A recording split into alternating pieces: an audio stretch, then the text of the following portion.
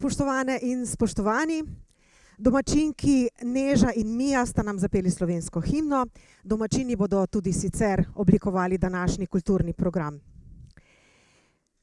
Današnjo prireditev smo, kot ste prebrali na vabilu, naslovili z naslovom Evropa, naša skupna prihodnost, govorili pa bomo o evropskih volitvah. Prijazno dobrodošlico izrekam vsem v dvorani in pred televizijskimi in drugimi napravami, sprejemniki, torej in zlasti pa seveda našim gostom, ki bodo danes nastopili na današnjem omizju in jih bomo potem posebej predstavili. Danes smo na posebnem kraju, blizu Barbara Rova, v Hudi jami, kraju s hudim imenom, kjer so se neposredno po koncu druge svetovne vojne dogajale hude stvari. Posledice so odkrili šele pred 15 leti oziroma takrat smo izvedeli, kaj se je tam dogajalo. Komisija vlade za reševanje vprašanj prikritih grobišč je letošnje leto razglasila za leto spomina na 15-letnico odkopa in dialoga o pokopu nepokopanih žrtev. Zato naj bo današnja prireditev tudi poklon, spomin in opomin, da se kaj takega ne bi nikoli več zgodilo. Zdaj pa k mikrofonu, govornici vabim našega župana, gospoda Marka Šanteja, župana občine Laško, da nam izreče nekaj besed.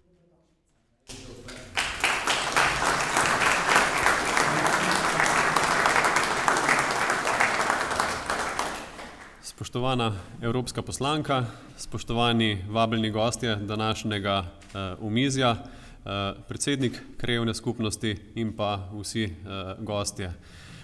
Naj na tem mestu najprej izrečem eno veliko pohvalo današnjim organizatorjem tega omizja, saj nimamo vsak dan priložnosti, sploh ne v manjših ali pa srednje velikih občinah, spregovoriti na temo Evrope, na temo evropskih volitev ali pa tudi ne gostiti evropskega poslanca oziroma evropske poslanke. Kljub temu, da volitve v Evropski parlament seveda niso vsako leto, da so vsakih nekaj let, se običajno kandidati ali pa evropski poslanci predstavljajo ali v večjih občinah ali pa na televizijskih zaslonih in zaradi tega sem izredno vesel, da imamo možnost gostiti oziroma biti prisoten na današnjem omizju tudi v enem takem lepem številu na tej lokaciji v sindikalnem domu v Hudi jami. Naj izrazim pa še eno svojo misel. Evropski poslanci so glasnik Slovenije v Evropskem parlamentu. In kljub temu, da je Slovenija majhna država, je zato še toliko bolj pomembno, da se ta glas v Evropi sliši.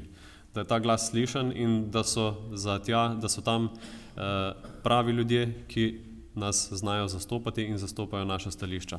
Zdaj, v glavnini se velikokrat pogovarjamo ali pa so tudi del same volilne kampanje ali makroekonomske ali gospodarske zadeve, pa naj bo to promet, naj bo to zunanja politika, tudi migracije, zeleni prehod, energetika in tako naprej. Pogosto pa je morda neupravičeno ali pa prepričan sem, da neupravičeno zapostavljam pa ta lokalni nivo. Lokalni nivo, del lokalne samouprave oziroma občine, ki pa smo tudi pomemben oziroma nepogrešljiv del upravljanja naše Slovenije. Slovenija ni samo državni nivo, je tudi lokalni nivo in tudi na lokalnem nivoju se srečujemo z različnimi izzivi, z različnimi težavami, ki so morda v Evropi premalokrat izpostavljene in pa slišane in verjamem, da bo tudi danes kakšna izmed tematik oziroma vprašanj namenjena tudi temu področju, ker sem prepričan, da imamo na tem področju še veliko možnosti za napredek. Vsem vam želim uspešno izvedbo današnjega omizja in pa prijeten preostanek današnjega dneva. Hvala gospodu županu. Kot kaže, se bo kdaj podal na evropski parket, ker mu gre kar dobro od rok, kaj ne da. Torej, zdaj pa še k besedi vabim predsednika krajevne skupnosti Rečica, gospoda Darka Laha, da nas kot gostitelj pozdravi.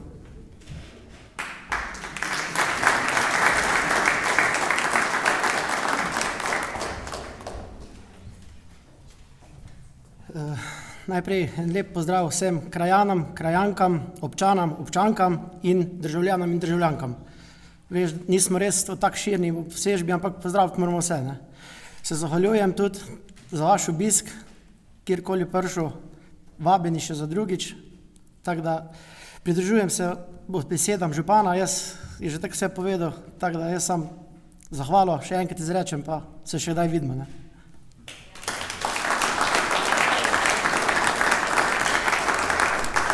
Hvala gospodu predsedniku, zdaj pa seveda ne bi bilo prav, če ne bi pozdravnih besed izrekel še predsednik občinskega odbora VSO Laško, gospod Srečko Javornik. Izvoli, prosim.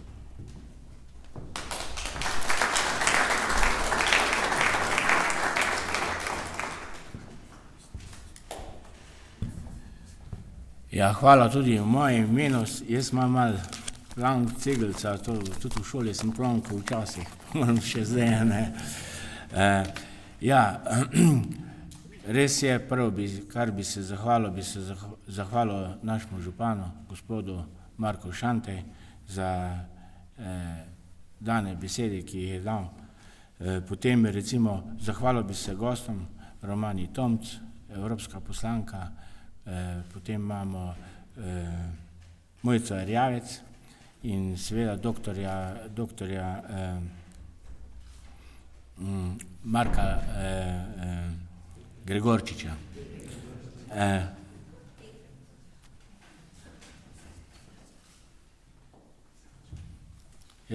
Zahvalil bi se tudi vsem članom VSO-ja,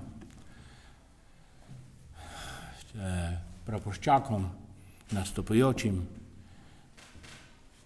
Želim vam dobro počutje, zaključil bi pa z mislijo papeža, ki je verjetno najbolj priljubljen papež med nami, to je papež Janez Pavel II.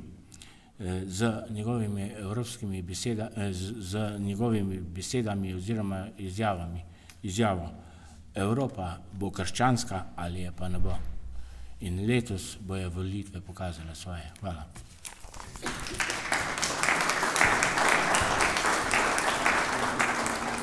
Hvala, Srečko. Preden se lotimo današnje teme, še nastop harmonikarjev. Lahko jim zaploskate, seveda, lahko zaploskate. To so harmonikarji iz Rečiške doline, ampak naj vam povem, tako da boste vedeli, s kom imate opravka. Tole so krepki gospodje, vmes sta oče in sin, Dejan in Ivan Kušar. O Dejanu Kušarju vendarle moram povedati nekaj besed, to je poklicni glasbenik, ki se ukvarja z glasbo, poučuje mladi rod in seveda tudi sam koncertira na klasični harmoniki. Zraven pa so pa še gospodje, torej Marjan Borlak, Peter Podkoritnik in Drago Gradič in seveda Ivan Kušar, kot smo že rekli prej, kar zaploskajte jim, da bodo lažje svojo skladbo Avsenikovo Pozno v noč.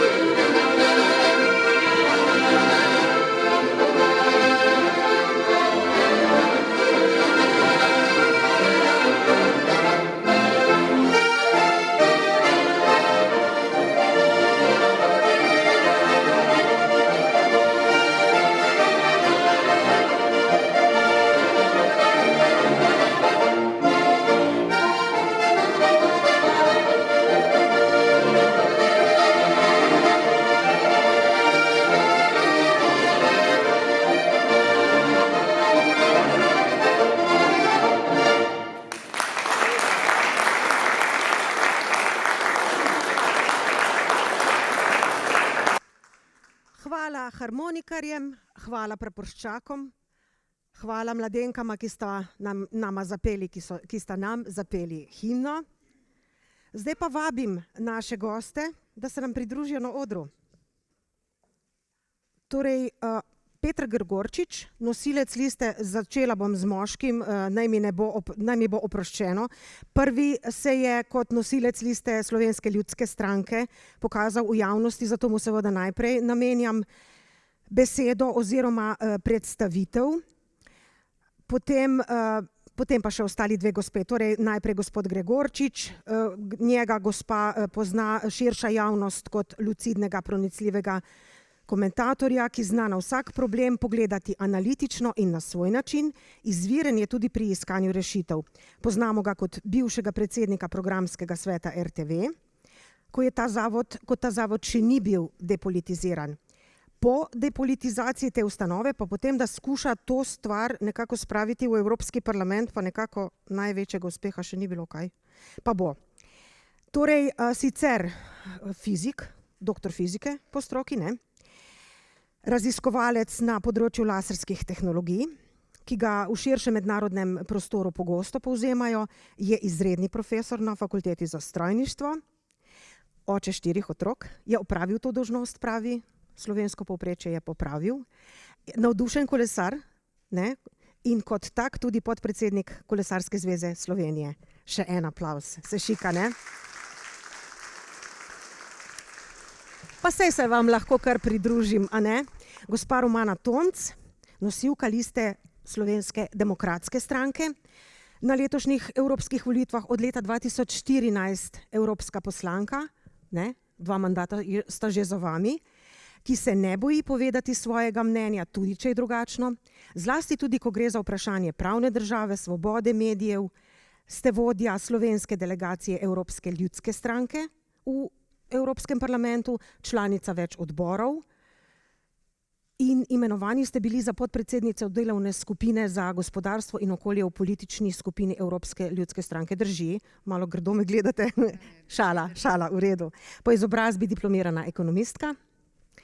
Poprej ste pa delali kot direktorica Javnega sklada za razvoj kadrov in štipendije, kjer ste poleg tistih organizacijskih reči, ki pritičejo direktorici oziroma direktorjev, vsak dan videvali, srečevali, kako je, s kakšnimi težavami se mladi rod, ne, srečuje pri izobraževanju in zaposlovanju. Zdaj pa še ena gospa, aplavz prosim.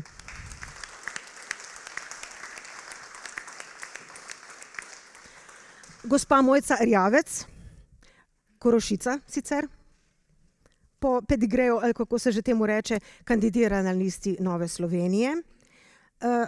Poliglotka bi se reklo, ne? 6 jezikov plus slovenščina. Diplomirali iz angleščine in nemščine na Filozofski fakulteti v Ljubljani, potem pa v Belgiji še pridobili magisterij iz evropskih zadev. Pred 15 let ste bili na različnih delovnih mestih v Bruslju. Podpirali ste tudi vodjo kabineta predsednika Evropske komisije. Bili ste vodja kabineta prejšnjega ministra za delo v prejšnji vladi, Janeza Ciglerja Kralja. Vaše področje so ranljive skupine, vaše trenutno delovno področje pa Urad za oskrbo in integracijo migrantov. To je pa Mojca Erjavec, prosim. Še en aplavz. Začeli bomo, samo še en kratek uvod, ne bom več. Torej, 9. junija gremo na volitve v Sloveniji, kjer bomo izbirali oziroma volili 9, po novem, ne 8, 9 evropskih poslancev, torej enega več, kot smo ga do zdaj. Sicer, ja, lahko zaploskate tudi, če želite. Sicer pa bo 370 milijonov volivcev izbiralo člane 720-članskega parlamenta evropskega, neposredno po proporcionalnem volilnem sistemu. Evropa, do včeraj središče sveta, še danes obremenjena s svojim evropocentrizmom, bi smeli reči. V zgodovini smo mislili, da vladamo vsemu svetu, že dolgo ni več tako. V bistvu smo pred velikimi izzivi. Vedno težje tekmujemo z drugimi deli sveta, s Kitajsko, Rusijo, Ameriko, navsezadnje tudi Indijo, in še ostalimi. Postavlja se vrsta vprašanj, ali sploh lahko sami poskrbimo za svojo varnost navzven brez Američanov v zvezi NATO.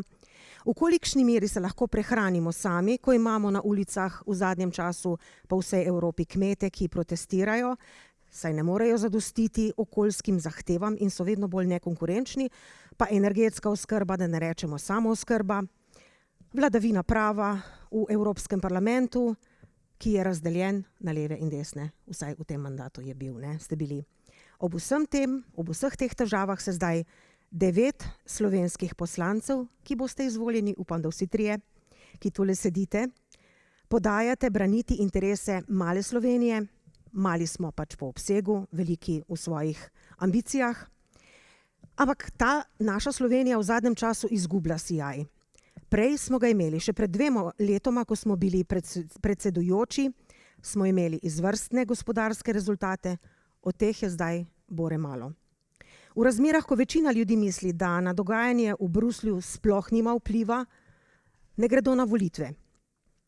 In zato je volilna udeležba zelo slaba. Ne bo vam lahko, ko boste izvoljeni in če boste izvoljeni, ampak verjetno se vseh teh reči, vsega tega, kar sem jaz povedala, zdaj zavedate in ste se pripravljeni pač boriti oziroma soočiti s tem. Ta dejstva sem vam pač navrgla, zdaj pa to so vprašanja in dejstva, ki si jih postavlja pač nek malo bolj razgledan ali pa, kako naj rečemo, odgovoren, aktiven državljan. Zdaj me pa le zanima, pa bomo začeli kar pri vas, gospod Gregorčič, kaj ponujete nam volivcem in s kakšnim izhodiščem, s čim nas boste prepričali, da vam bomo verjeli. Lep dober večer vsem skupaj in hvala lepa za povabilo. Zdaj, moja odločitev, moje delo nekje z 10 let približno delujem v javni sferi. Takrat vedno sem se nekako znašel na strani, zdaj oprostite izrazu, ampak je ponarodel jebene manjšine, če citiram Marcela Štefančiča, ki so vedno znova najprej prešteli in potem na koncu tudi šteli, če pa citiram Simona Karduma, ki je kot prvi član uprave Radiotelevizije Slovenija potem na koncu vendarle spoznal, da tega sistema od zunaj ni mogoče spremeniti in zato tudi odstopil. Vse te stvari sem počel zato, najprej smo se borili za zasebno šolstvo, kjer nam je, kljub temu, da so nam nekateri ugledni pravniki, nekateri so že pokojni, tudi z desne politične sfere, rekli, da nam ne bo uspelo. Verjeli smo, da nam bo uspelo, ker tako piše v ustavi in nam je uspelo. Pa vendarle so potem strukture, ki žal vladajo tej državi, takrat rekle nekomu izmed pobudnikov, so rekli nič hudega, bo pač samo še ena odločba Ustavnega sodišča, ki nikoli ne bo uresničena. In natanko tako se je potem tudi dogajalo, dolgih 7 let. Skozi ta prostor sem se spoznal s politiko, kajti politika je tista, ki edina lahko uresničuje odločbe sodišč in potem na koncu nam je vendarle skozi mišje uho uspelo, tudi s pomočjo tretje Janševe vlade, z nekaj pragmatizma. Takrat smo uspeli prepričati Novo Slovenijo in Slovensko demokratsko stranko, da ste podprle amandma nepovezanih poslancev in zaradi tega je bila odločba uresničena. Potem nekje vmes, zakaj sem postal komentator, postal sem zaradi tega na začetku, ker je bila potreba, da javno seznanimo s tem, kaj se dogaja glede zasebnih šol, sicer bi nam spremenili ustavo. In potem me je takrat Bojan Požar pač povabil v oddajo in nekako z njim sem zrastel skozi ta pogled na politično dogajanje v Sloveniji. Zaradi tega bil kasneje povabljen v programski svet javne Radiotelevizije Slovenija. To pobudo tudi sprejel in bil izvoljen za predsednika, z meni takrat za presenetljivo večino, samo en glas je bil zdržan in zgodbo potem naprej nekako poznate. Vse te stvari počnem zato, to počnem v prostem času, ker verjamem, da je vsak posameznik dolžan družbi vračati delček tistega, kar ti družba daje. In daje nam veliko. Lahko hodimo v šolo, imamo zdravnika, smo del neke skupnosti, čeprav razdeljeni, vendarle tej skupnosti pripadamo. Obžalujem, da Evropa nekako postaja beseda identiteta v Evropi in naši skupnosti tudi zaradi prebujenske ideologije prepovedana beseda, pa vendarle mislim, da se za to vredno boriti. Na koncu pa odločitev za kandidaturo je dozorela prav zaradi javne Radiotelevizije Slovenija. Takrat profesor Avbelj, ki ga izjemno cenim, je zelo pomagal tukaj, da smo spisali pobudo, s katero v resnici je bila tako dobro pripravljena, da je zaradi nje, ker so silili proti pravu, v resnici Ustavno sodišče dobesedno razpadlo. Kajti prebrati sklep o odpravi začasnega zdržanja, kjer so rekli notri, da mora zaščititi zakonodajalca, torej oblast, čeprav bi moralo sodišče varovati človekove pravice, ne pripadajo oblasti, pripadajo posamezniku, in da sodišče ni sposobno odločiti, je natanko to, razpad Ustavnega sodišča. In ko sem se kasneje z Matejem Avbljem pogovarjala, je rekel, glej Peter, če želiš, tukaj si dosegel v civilni sferi, kar si dosegel, lahko se umakneš, lahko pa to nadgradiš na politični poti. Naj tukaj povem tudi še nekaj zadev. Takrat se spomnim, ko so odpravili začasno zadržanje, me je Matej, bil je petek, v soboto zjutraj sem dobil 5 zjutraj njegov SMS, napisal je, poslušaj, ko se zbudiš, me pokliči, kajti tudi Evropsko sodišče človekove pravice ima institut začasnega zdržanja in do ponedeljka spiševa, čez vikend se spisala pobudo, je vložila na Evropsko sodišče, ki je bila zavržena. Obvestili smo Evropsko komisijo, ki je zadevo zavrgla in sklicevala na poročilo vladavine prava, ne bi šel v detajle, pa vendarle bil sem en od njihovih virov, vendar nobena moja informacija notri ni bila vključena. In takrat sem ugotovil, trdno verjamem vladavino prava, pa vendar sem ugotovil, da na nivoju, na evropskem nivoju, tudi na evropskem nivoju, ne na slovenskem nivoju, samo veljajo dvojna merila. Ena merila veljajo za njihove in druga veljajo za naše, za tisto manjšino, s katero sem začel, ki jo vedno znova ištejejo, preštejejo in na koncu ištejejo. Odločil sem se za kandidaturo zato, če jim boste podelili ta mandat, bom počel enake stvari, kot sem jih počel v zadnjem desetletju v javni sferi. Pa nekoliko boljše boste plačani pravzaprav. No, do zdaj nisem bil za nobeno stvar plačan, tudi res sem to počel s tem namenom, se pravi s tem namenom, da vračam skupnosti. Je pa tako, ne, če si plačan, potem si institucionaliziran, kar pomeni, ne počneš tega v prostem času, lahko stvari profesionaliziraš, lahko si postaviš ekipo, s katero delaš in si potem tudi mnogo bolj učinkovit. Sem se pa naučil tega, kako posameznik deluje proti državi, prav pri zasebnih šolah, moram reči, veste, da imate vi cel državnozborski aparat, ki se spomni vložiti nek amandma in ti moraš pustiti svojo službo in tisto, kar dela tam nekaj desetine uradnikov, pripraviti sam, sklicati medije in se boriti. Vendar, če je uspelo takrat, verjamem, da nam bo uspelo tudi tokrat in naj razkrijem še eno malenkost, ker ne bom šel do konca zaradi tega, sem se posebej trudil, da bi tudi se sestavil liste, naj ostane še skrivnost, mislim, da nam bo uspelo, sporočali eno pomembno zadevo in to je, da morda bolj kot boj v današnjem času rabimo ljudem prinašati upanje. In ko bomo razkrili stvari, boste videli, o čem govorim.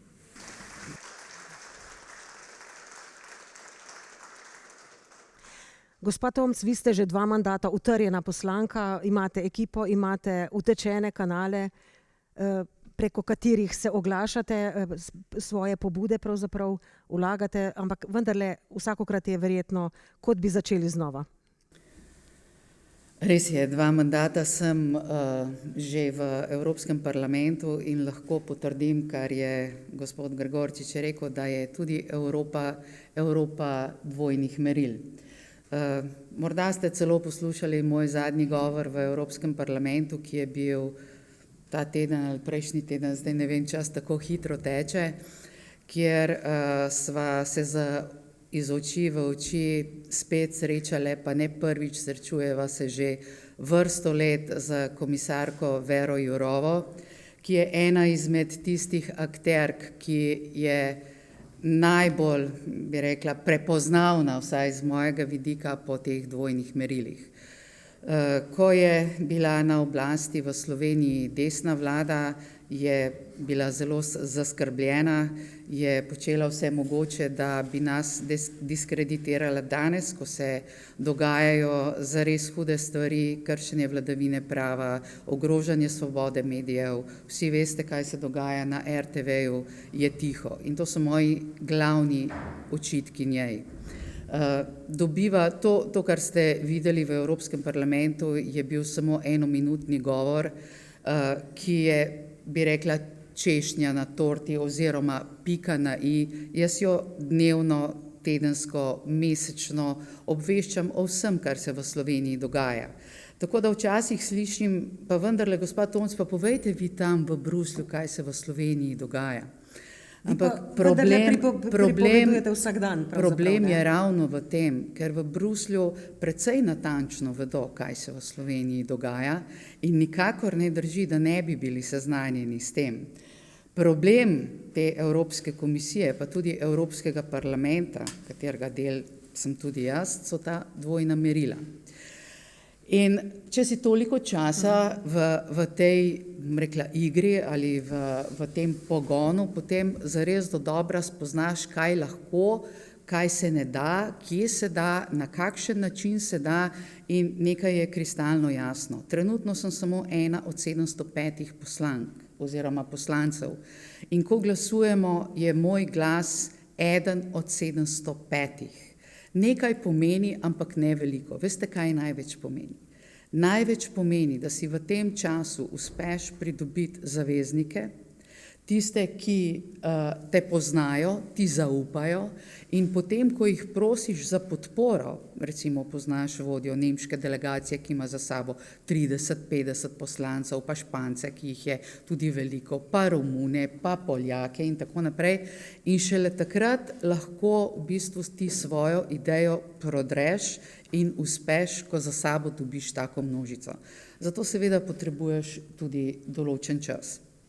Da zaključim ta del s tem, da ja, tudi mi smo v Evropskem parlamentu, Evropska ljudska stranka, ki ji pripadam, čeprav največja stranka, še vedno kot desna stranka v manjšini.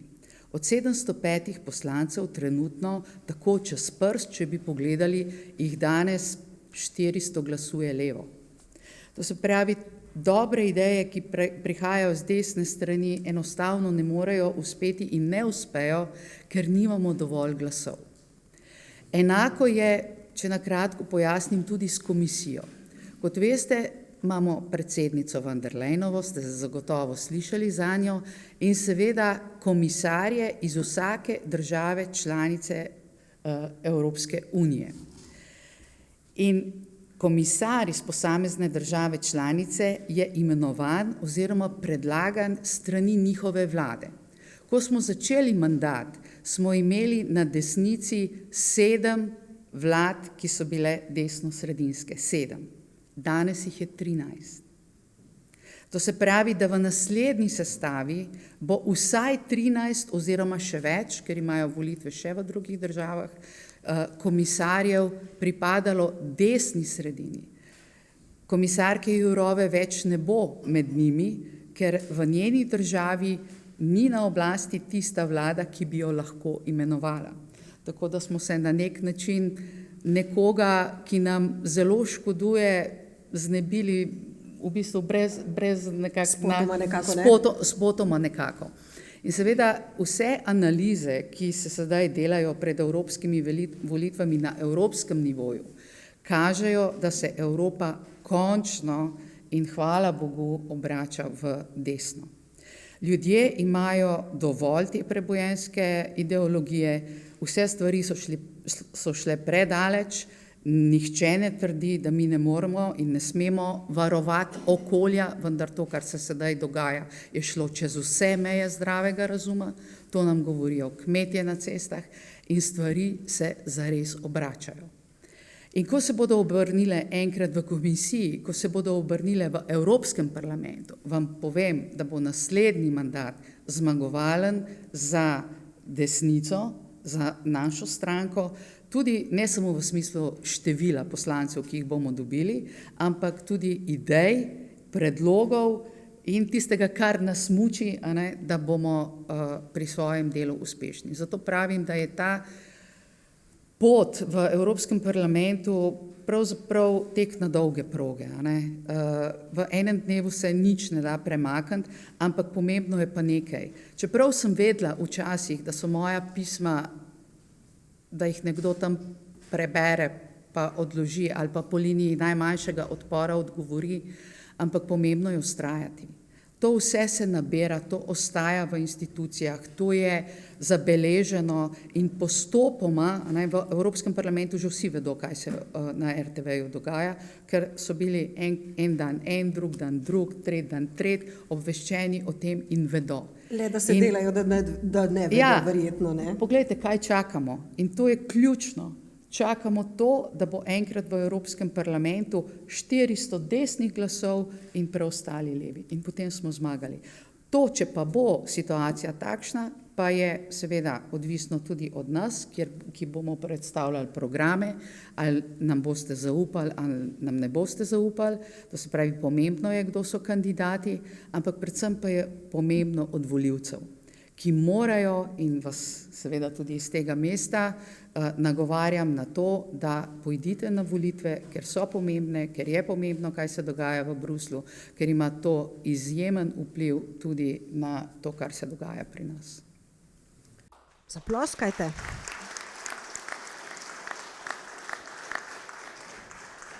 Gospa Mojca, vi imate pravzaprav izkušnje iz prve roke, kako ta kolos strašni deluje. S kakšno popotnico, s kakšno vizijo se vi odpravljate na te volitve? Najprej najlepša hvala. Me slišite? Ja, ok. Jaz najprej bi se zahvalila za vabilo, bi vse lepo pozdravila. Nisem prvič v Laškem, sem pa prvič tu v Rečici in sem zelo vesela, da lahko z vami delim te svoje misli in malo tudi o sebi najprej. Prihajam iz tega železarskega kraja, ravno na Koroškem, me je pa ves čas nekako gnala želja po znanju, po odkrivanju, tako da sem že 16 leti prvič šla od doma 1 leto na izmenjavo v Veliko Britanijo, potem med študijem tudi na izmenjavo v Nemčijo, Italijo in takoj po diplomi spakirala in odšla v Bruselj. Tam sem imela službo najprej v privat sektorju, nato pa sem preko različnih najprej začasnih, potem pa tudi stalnih pogodb vstopila v evropske institucije. Delala sem v Evropski komisiji in v Svetu Evropske unije, na komunikacijah, na prevajanju in pa tudi v kabinetu, kakor ste povedali, predsednika Baroza. Nisem bila politično opredeljena do takrat, ko sem se zavedla, da je treba nekaj spremeniti. In želela sem začeti tam, kjer se je začela moja pot, na Koroškem. Tako da sem se pred 5 leti, po 15 letih službe v Evropski uniji, medtem sem opravila tudi magisterij tam in od teoretskih preko praktičnih korakov spoznala Evropsko unijo, sem se vrnila domov, si ustvarila družino in zdaj pač korak za korakom, vsak dan malo, spreminjam to našo realnost. Sem tudi občinska svetnica na Ravnah in pa, kakor ste povedali, aktivna v Novi Sloveniji, tudi podpredsednica sveta in zdaj bom kandidatka na evropskih volitvah. To samo zato, da me malo spoznate, ker mislim, da veliko od vas ne bi vedelo, če bi slišalo moje ime, kam me dati in sem vesela še enkrat, da sem z vami. Zdaj pa o Evropi, o Evropski uniji. Res je, mene so evropske zadeve fascinirale, jaz sem z tistim žarom, ki sem prepričana, da smo ga delili mnogi, leta 2004 pričakala to širitev. Zdaj praznujemo 20 let in ravno včeraj sem razmišljala, da verjetno nismo vsi takrat si želeli tega, kar je danes. Pa če pogledamo samo te gospodarske kazalce, lani v Sloveniji ena izmed najvišjih stopenj inflacije v Evropski uniji, naša obdavčitev med najvišjimi, potem v zdravstvu za administracijo namenjamo enkrat več kot nam primerljive države. To niso tisti kazalniki, s katerimi bi se lahko pohvalili kot tista vzorna učenka, ki je takrat stopila v Evropsko unijo. Pa ni seveda samo to narobe. Jaz se pridružujem pravzaprav vsemu, kar sta pred menoj povedala kolega. Ampak razmišljam pa o naslednjih generacijah. Razmišljam o mojem sinu, ki je star 3 leta in me boli srce, ko slišim, da bo mogoče njegova generacija prva med tistimi, ki bodo v Evropski uniji živele slabše od predhodnih. Veste, to ni bilo tisto, o čemer smo sanjali pred 30 leti, to sem prepričana. To ni bilo tisto, o čemer so sanjali ustanovni očetje Evrope, o katerih je govoril gospod prej.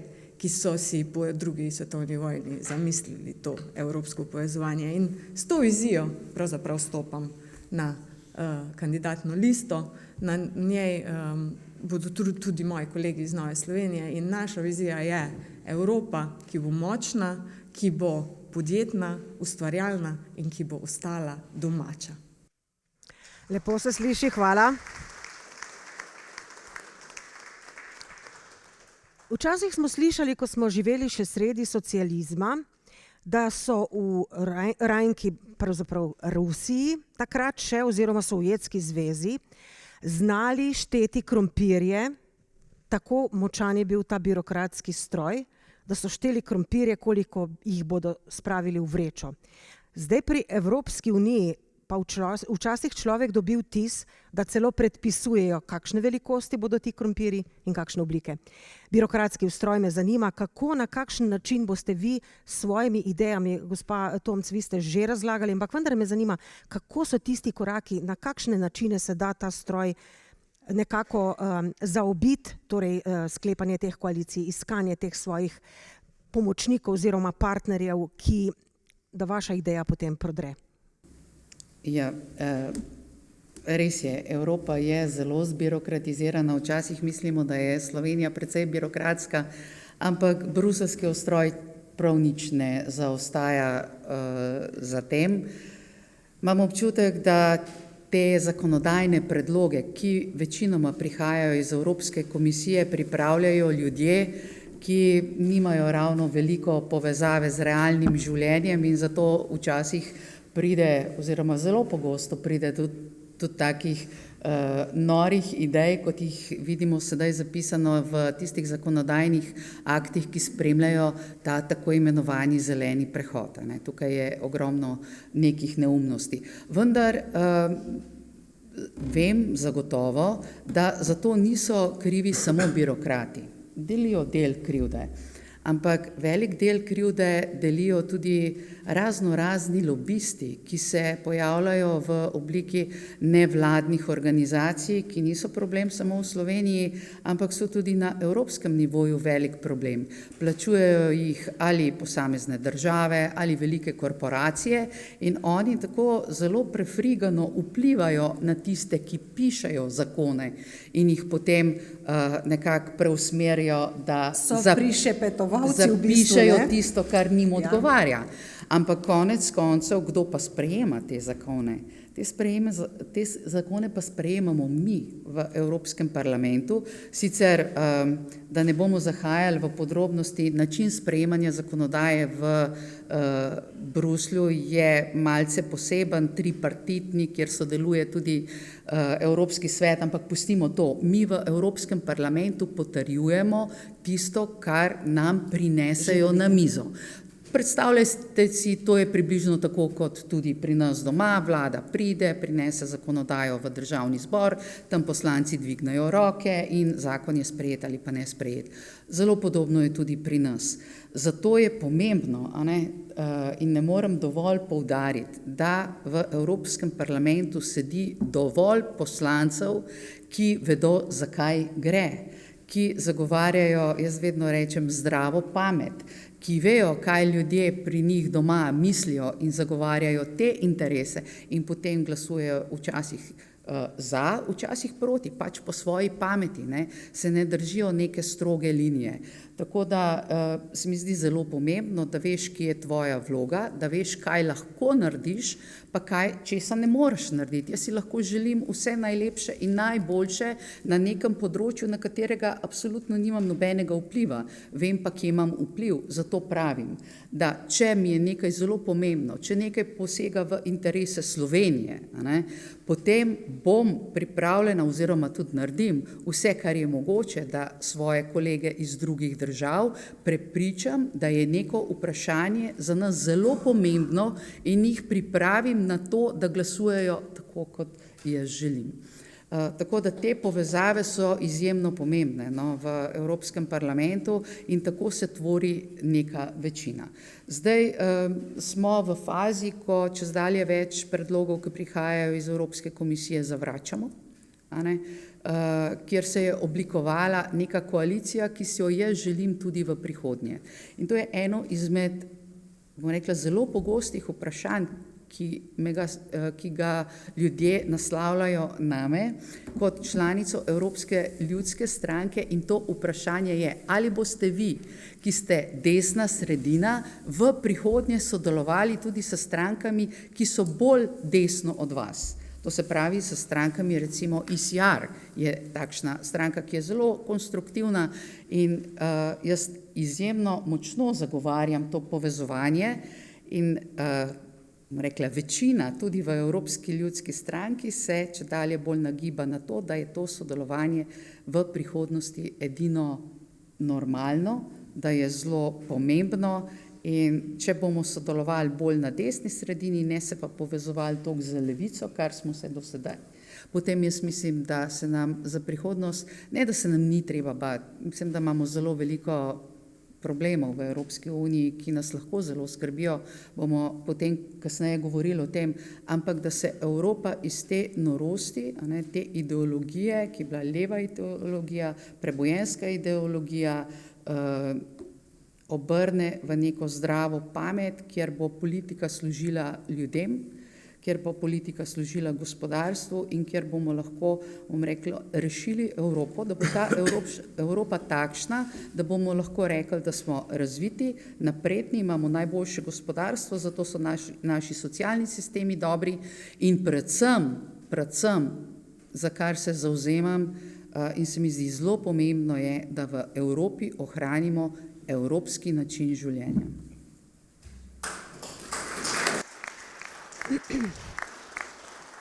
Gospod Gregorčič, vi ste zagovornik, vi radi poudarjate zdravo kmečko pamet, zelo pa znate tudi nekako med temi birokratskimi postopki se dobro znajdete. Kako se boste vi tega lotili? Jaz mislim, da zdrava kmečka pamet je ključna. Sam si želim Evrope, ki bo močna, ker le če bo močna gospodarsko, bo lahko poskrbela najprej za svoje ljudi in potem bo bila pomemben akter v svetu. Mi veliko govorimo o zelenem prehodu, jaz bi rekel, da ga pretirano idealiziramo. Namreč zavedati se moramo, če mi nehamo dihati in ugasnemo vse naše tovarne, CO2 ne bomo zmanjšali niti toliko, kot ga Kitajska povečuje. Naša moč v skrbi za planet je v tem, da smo gospodarsko močni, da smo močan pogajalec z drugimi centri sveta, recimo Kitajska, Združene države Amerike, vedno bolj tudi Indija. Zdaj pa rekel takole, Evropa, to, kar je gospa Tomc prej govorila, je resnično zašla v neko zbirokratiziranost in posledica tega je, da začenja uvajati prepovedi na mesto inovacij. Naprimer, Evropska unija je sprejela, da leta 2035 tukaj ne bomo več mogli kupiti novih avtomobilov na benzin ali dizel. Po mojem mnenju je to norost. Poglejte, nihče od nas se v službo ne vozi več s kočijo, pa je niso prepovedali. Zakaj? Zato, ker je nastala nova tehnologija, ki je bila učinkovita in povozila staro. In to je moj pristop tudi kot fizika, kot inženirja, vlagajmo v razvoj, ko bo nova tehnologija zrela, ne bo potrebno obstoječih tehnologij nič reči, izginila bo. Zdaj greste mogoče na poroko s kočijo, ker je fajn, ampak v službo se ne vozi nihče več. Druga stvar, ki bi rekel in kaže to norost Evrope, pogledajte, Evropa zagotovo ne bo rešila ne sveta, ne svojega gospodarstva, če bodo bruseljski birokrati, kaj so izumeli, da bomo okolje rešili s tem, da ne morete zamaška dati iz flaške. To je navadna neumnost. Poslušajte, mi moramo inovirati, pogledajte, Združene države Amerike, kje so vsi tehnološki giganti? V Ameriki. Zakaj Evropa nima Facebooka? Zakaj nima Evropa Googla? Zakaj nima Evropa teh velikih gigantov, ki prinašajo blagostanje milijonom ljudi, jim dajo službe in dobro plačo in dobro življenje? Nima zato, ker mi se ukvarjamo pač s plastičnimi zamaški. In mislim, da tukaj gre za povezovanje, ampak gre tudi za to, da znaš te stvari jasno povedati. In potem morajo tisti poslanci, ki so morda ne samo omreženi z lobisti, jaz se bojim, da kakšen je tudi podkupljen, morajo te zadeve, te jasne zadeve zagovarjati. In kakšen odgovor bodo dali na to svojim ljudem, tistim, ki so izvolili? Jaz mislim, da je to tista pot, ki je prava.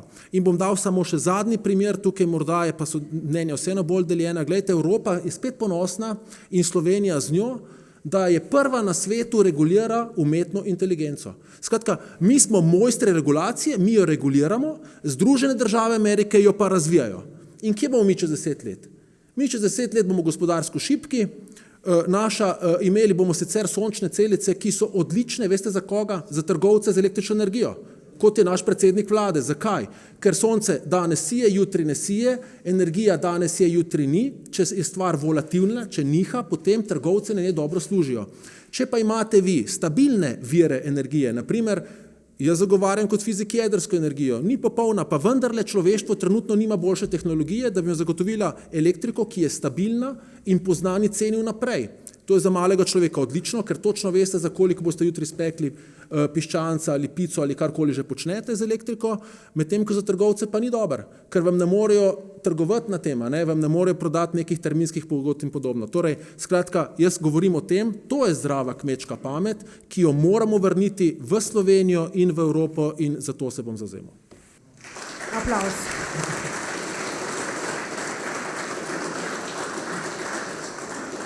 Gospa Mojca, razen kmečke pameti, zdrave, kaj še?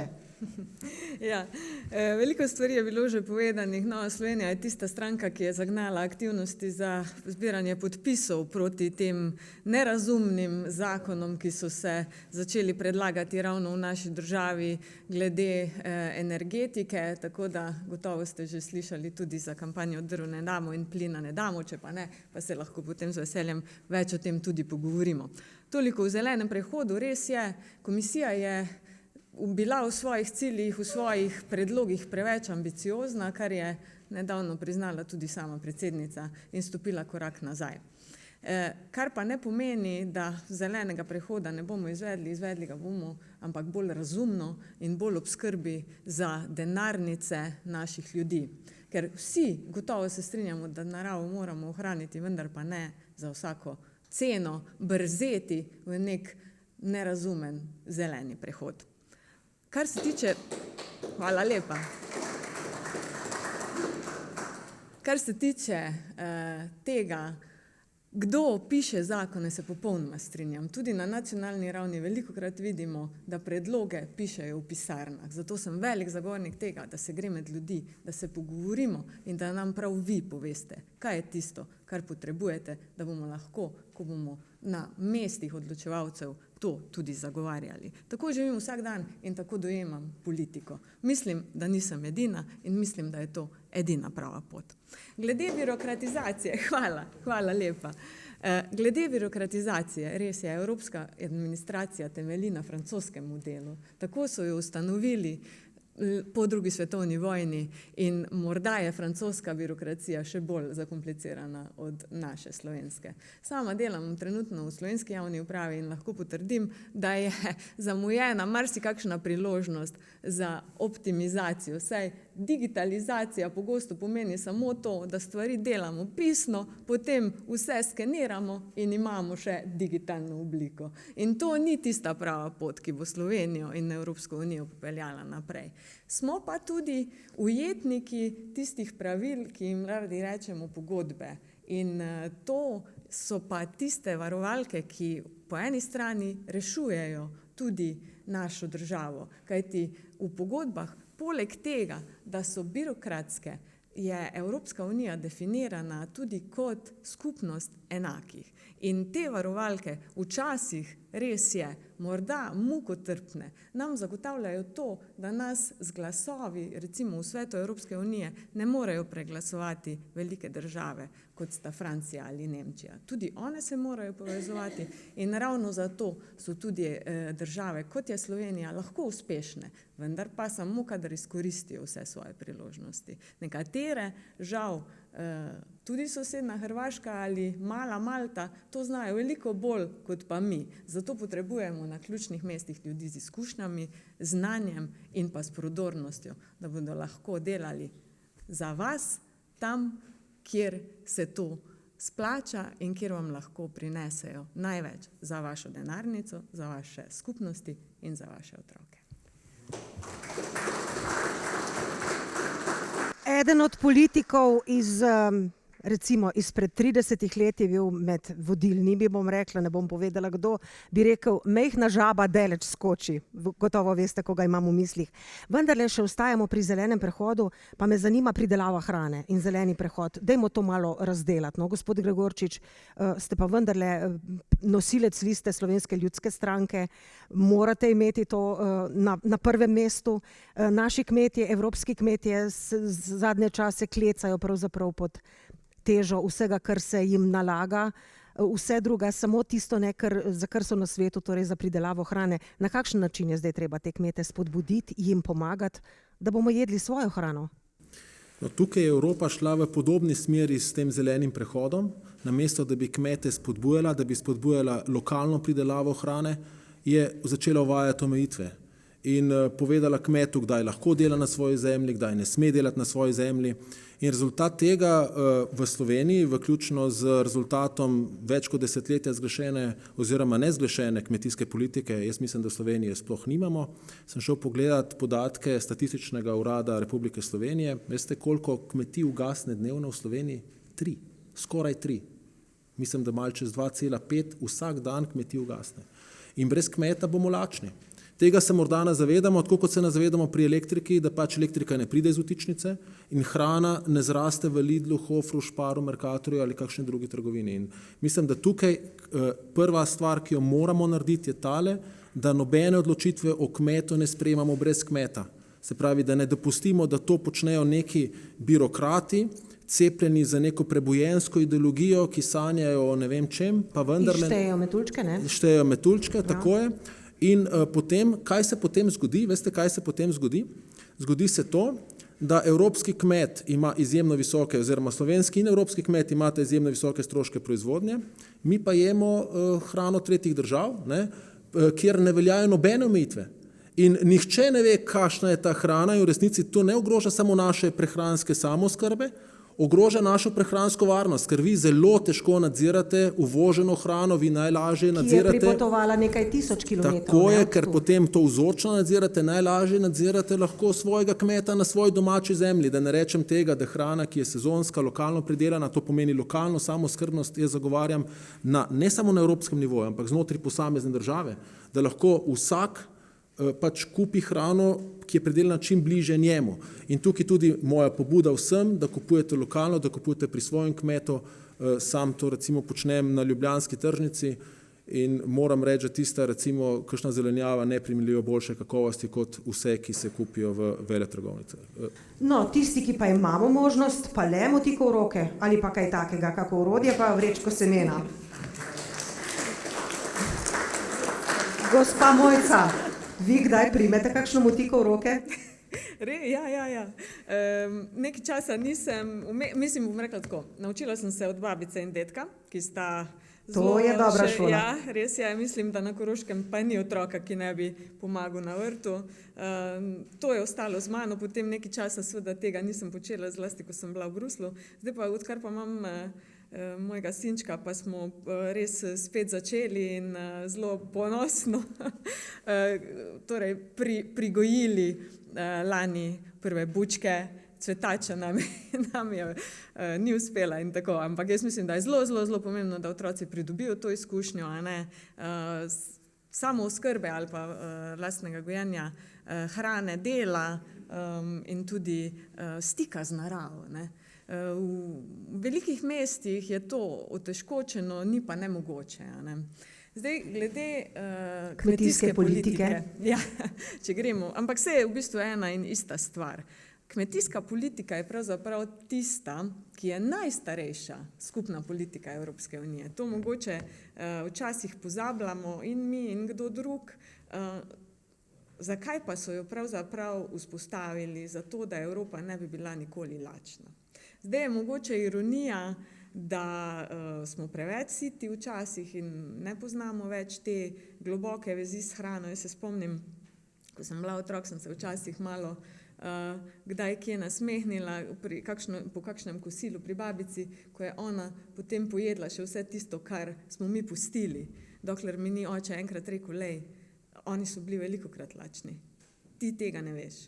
In mogoče bi bilo treba več komu kdaj to povedati. Jaz po tistem nisem nikoli več se temu nasmehnila in sem zelo hvaležna babicam, da sta me naučili skrbno ravnati s hrano, o čemer sem tudi nedavno pisala na mojem blogu, kjer večkrat razpravljam o teh temah na takšen način, da mogoče se ljudje lažje z njimi poistovetijo. In pri kmetijski politiki gre pravzaprav za to. Treba je delati s tistimi, ki zemljo najbolj poznajo. Meni je zelo žal, da v Sloveniji to prevajanje kmetijske politike včasih ostane pri tem, da je zapisana samo na papirju. Velikokrat me kmeti, ko hodim po terenu, sprašujejo, pa zakaj v sosednji Avstriji lahko iz kmetijskih sredstev financirajo recimo stroje, mi pa tega ne smemo, zato ker je pač nekdo v Ljubljani tako odločil. In to je tisto, kar moramo spremeniti, to je tisto, kjer moramo delati z roko v roki in poslušati predvsem ljudi. Popolnoma se strinjam, da je treba preferirati lokalne proizvode, jaz pa mislim, da teh pravzaprav na naših tržnicah in trgovinah ne manjka, velikokrat pa je težava tudi v ceni. Mnogo je družin, ki bi si rade privoščile eko in bio izdelke, vendar si zaradi višjih cen tega pač ne morejo. In tudi te razumem, ker se z njimi velikokrat pogovarjam. Zato moramo poskrbeti tudi za te ljudi.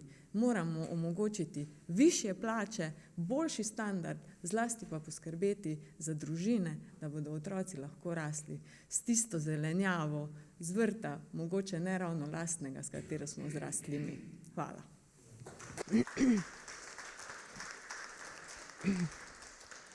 Gospa Tomc, evropska politika, kmetijstvo, težava stalna pravzaprav. Kako je rešiti, kako pristopiti, izboljšati?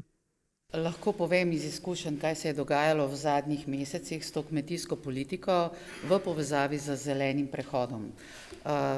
Enostavno so, rekla, nizozemski kmetje tisti, ki so prvi sprožili ta val nezadovoljstva, nenazadnje bili tudi zaslužni za to, da se je na Nizozemskem njihova zelo, zelo leva politika obrnila in so izgubili tudi nacionalne volitve zaradi kmetov in seveda to je imelo tudi vpliv na celotno politiko Evropske unije.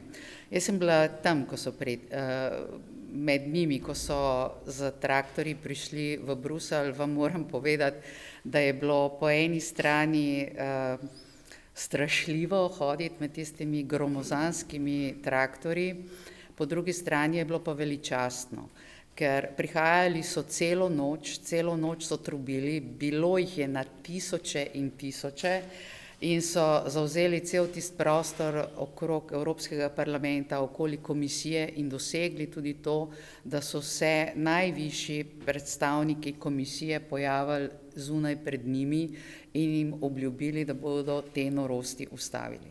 Ustavili smo jih tudi v Evropskem parlamentu, kjer je prevladal razum, vseeno, kjer smo stopili, bom rekla, bolj na desno, so nekateri poslanci na levi strani, ki ne bodo nikoli, lahko jim poveste, da bodo lačni, karkoli jim lahko poveste, oni pač grejo svojo prebojensko pot naprej, jih sploh ne zanima, ampak ta razum se je zdaj na desni strani prebudil, zato smo zavrnili kar nekaj teh norih predlogov, kot je recimo tudi predlog zakona o obnovi narave. Čisto na kratko, če povem, zakaj gre pri tem zakonu, ki bi tudi v Sloveniji povzročil ogromno negativnih posledic za vas, za ljudi, za kmete, ker bi odvzel obdelovalno zemljo.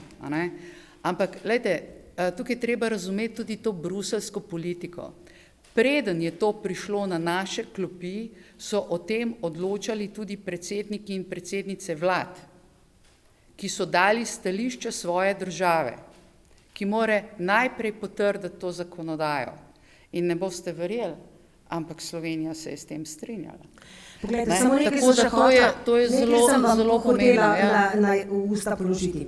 Če so, torej vemo, da so in kot ste razlagali, nizozemski kmetje prišli pred Evropski parlament. Hudo bo takrat, ko bodo prišli slovenski kmetje, ker naši pogoji pridelovanja so mnogo veliko težji, kot so pa nizozemski, kot vemo, ne? To se strinjam, mislim, da se tudi slovenski kmetje so se že zbudili, ne, da se prebujajo, kot slišim, pridajo čez par dni tudi v Ljubljano in jim želim, da jih je čim več, jih absolutno podpiramo, ampak kaj sledi? Sledi še kaj več od tega, da so se prebudili. Kmetje so bili prvi, imajo tudi sredstva, s katerimi pridejo, mogoče jim je malce lažje. Bom povedala en primer iz Bruslja v povezavi z zelenim prehodom. Seveda vse prihaja tudi v Slovenijo. Zaradi teh zahtev, ki so bile sprejete, posredovane preko Evropske komisije v parlament in tako naprej, bi bilo potrebno do leta 2030 v Bruslu obnoviti 250 000 stavb in jih energetsko sanirati, ker zahtevajo, da je to zdaj energetska izkaznica, ne vem, A, B, C, D in ne vem kaj še vse. Skratka, točno določeni so bili vsi razredi, točno določeno je bilo, katera inšpekcija bo hodila zdaj po stanovanjih in to pregledovala in seveda sledile so tudi kazni, ki bi bile celo v obliki zapora. V Bruslju so izračunali in to so podatki, ki stojijo in zdaj so se vsi zbudili in so preplašeni in se seveda tudi oni odpravljajo na ceste, da so v lanskem letu obnovili samo 5000 stanovanj, 5000. Morajo jih pa 250 000 v naslednjih 4-5 letih. In so ugotovili, da to enostavno ne bo šlo, če že bi Evropa to sofinancirala, ko včasih rečejo, denar je problem, ampak Evropa ima nekaj denarja za te namene. Če je denar z evropskih skladov, potem grejo materijali, cene izjemno gor, ni ljudi, ki bi to naredili, in vsi si tega enostavno tudi ne morejo privoščiti. Torej, ko bo to prišlo do ljudi, ki se danes še ne zavedajo, da že obstaja zakonodaja, ki se dotika njih, ampak sploh še ne vejo, kaj jim sledi, potem bo hudo. Ampak vendarle, jaz ne bi bila tako zelo pesimistična. Ni dobro, ampak kot sem rekla, se stvari obračajo in se bodo obrnile. In ta zakonodaja, ki je bila sprejeta v tem mandatu in je škodljiva za ljudi, se bo počasi začela... Jo bo popraviti, ne? Seveda, in to pot smo že začeli. Na par zakonih se je to že zgodilo, na ostalih se še bo. Ampak veste, veliko stvari se je treba v Evropi zmeniti. Mi govorimo, kako smo enotni, kako je vse fino fajn, kako bo z jedrsko energijo, ampak se nismo uspeli dogovoriti niti tega, se niso uspeli dogovoriti. Jaz vem točno, jaz zagovarjam jedrsko energijo in vem, da je rešitev za Slovenijo in jo močno podpiram. Ampak poglejte, imamo veliko Nemčijo, ki je kaj? Zaprla vse jedrske elektrarne. In imamo zraven nje sosedo, veliko Francijo, ki temelji na jedrski industriji, na jedrski energiji. In te dve državi se ne morata zmeniti niti to, ali jedrska energija naj bo umeščena med zelene energije ali ne med zelene energije, ker s tem je seveda povezano tudi sofinanciranje, razvoj, inovacije in tako naprej. Skratka, ogromno nekih izzivov na različnih ravneh. Bistvo pa je, da mi, ki bomo sedeli ali ki sedimo ali ki želimo sedeti v Evropskem parlamentu, takrat, ko bomo imeli te dokumente pred sabo in bomo o njih glasovali, pritisnemo na pravo tipko. Ker vam zanesljivo lahko povem, da zelo veliko mojih kolegov pogosto glasuje o stvareh, ne da bi sploh vedeli, o čem glasujejo. Ne da bi vedeli, kaj glasujejo. To so neodgovorni poslanci. So neodgovorni poslanci, je res, da čisto vsega, ker gre na tisoče in tisoče stvari in amandmajev mimo nas, ni mogoče preštudirati, ampak tisto, za kar pa si zadolžen, za tvoje področje, ali pa tisto, kar je posebej občutljivo, kar je pomembno za tvojo državo, kar je pomembno za ljudi, pa moraš pogledati. In potem glasuješ in glasuješ po svoji vesti in odgovarjaš za svoj glas tudi ljudem. In včasih pač glasuješ proti temu, kar glasuje mogoče celotna tvoja skupina. In par dni prej, ker se dobimo na skupini, ker to je vse vnaprej tudi prediskutirano, dvigneš roko in rečeš, oprostite, jaz pa na tem dosjeju ne bom mogel podpreti tega stališča, kakršnega imate vsi vi tukaj v tej politični skupini, vas spoštujem, ampak za Slovenijo bi to pomenilo takšne in takšne in takšne posledice, zato bom jaz proti. Tako zadeva poteka, konkretno. Sam 2 repliki bi dal, najprej na Nemčijo. Jaz se strinjam, Nemčija je zavozila v resnici našo energetsko politiko, pa vendarle pogrešam nekaj drugega, saj mi smo Slovenija, zakaj smo bili tiho? Zakaj? Samo malo, bom prišel še do tega. In zdaj poslušajte, tudi ker smo govorili o kmetijski politiki. Problem kmetijske politike je tudi ta, da Evropa pač teži k temu, da gre v uravnilovko, recimo vsi morajo zmanjšati nekaj za določen odstotek, recimo Slovenija pa je nekaj že naredila.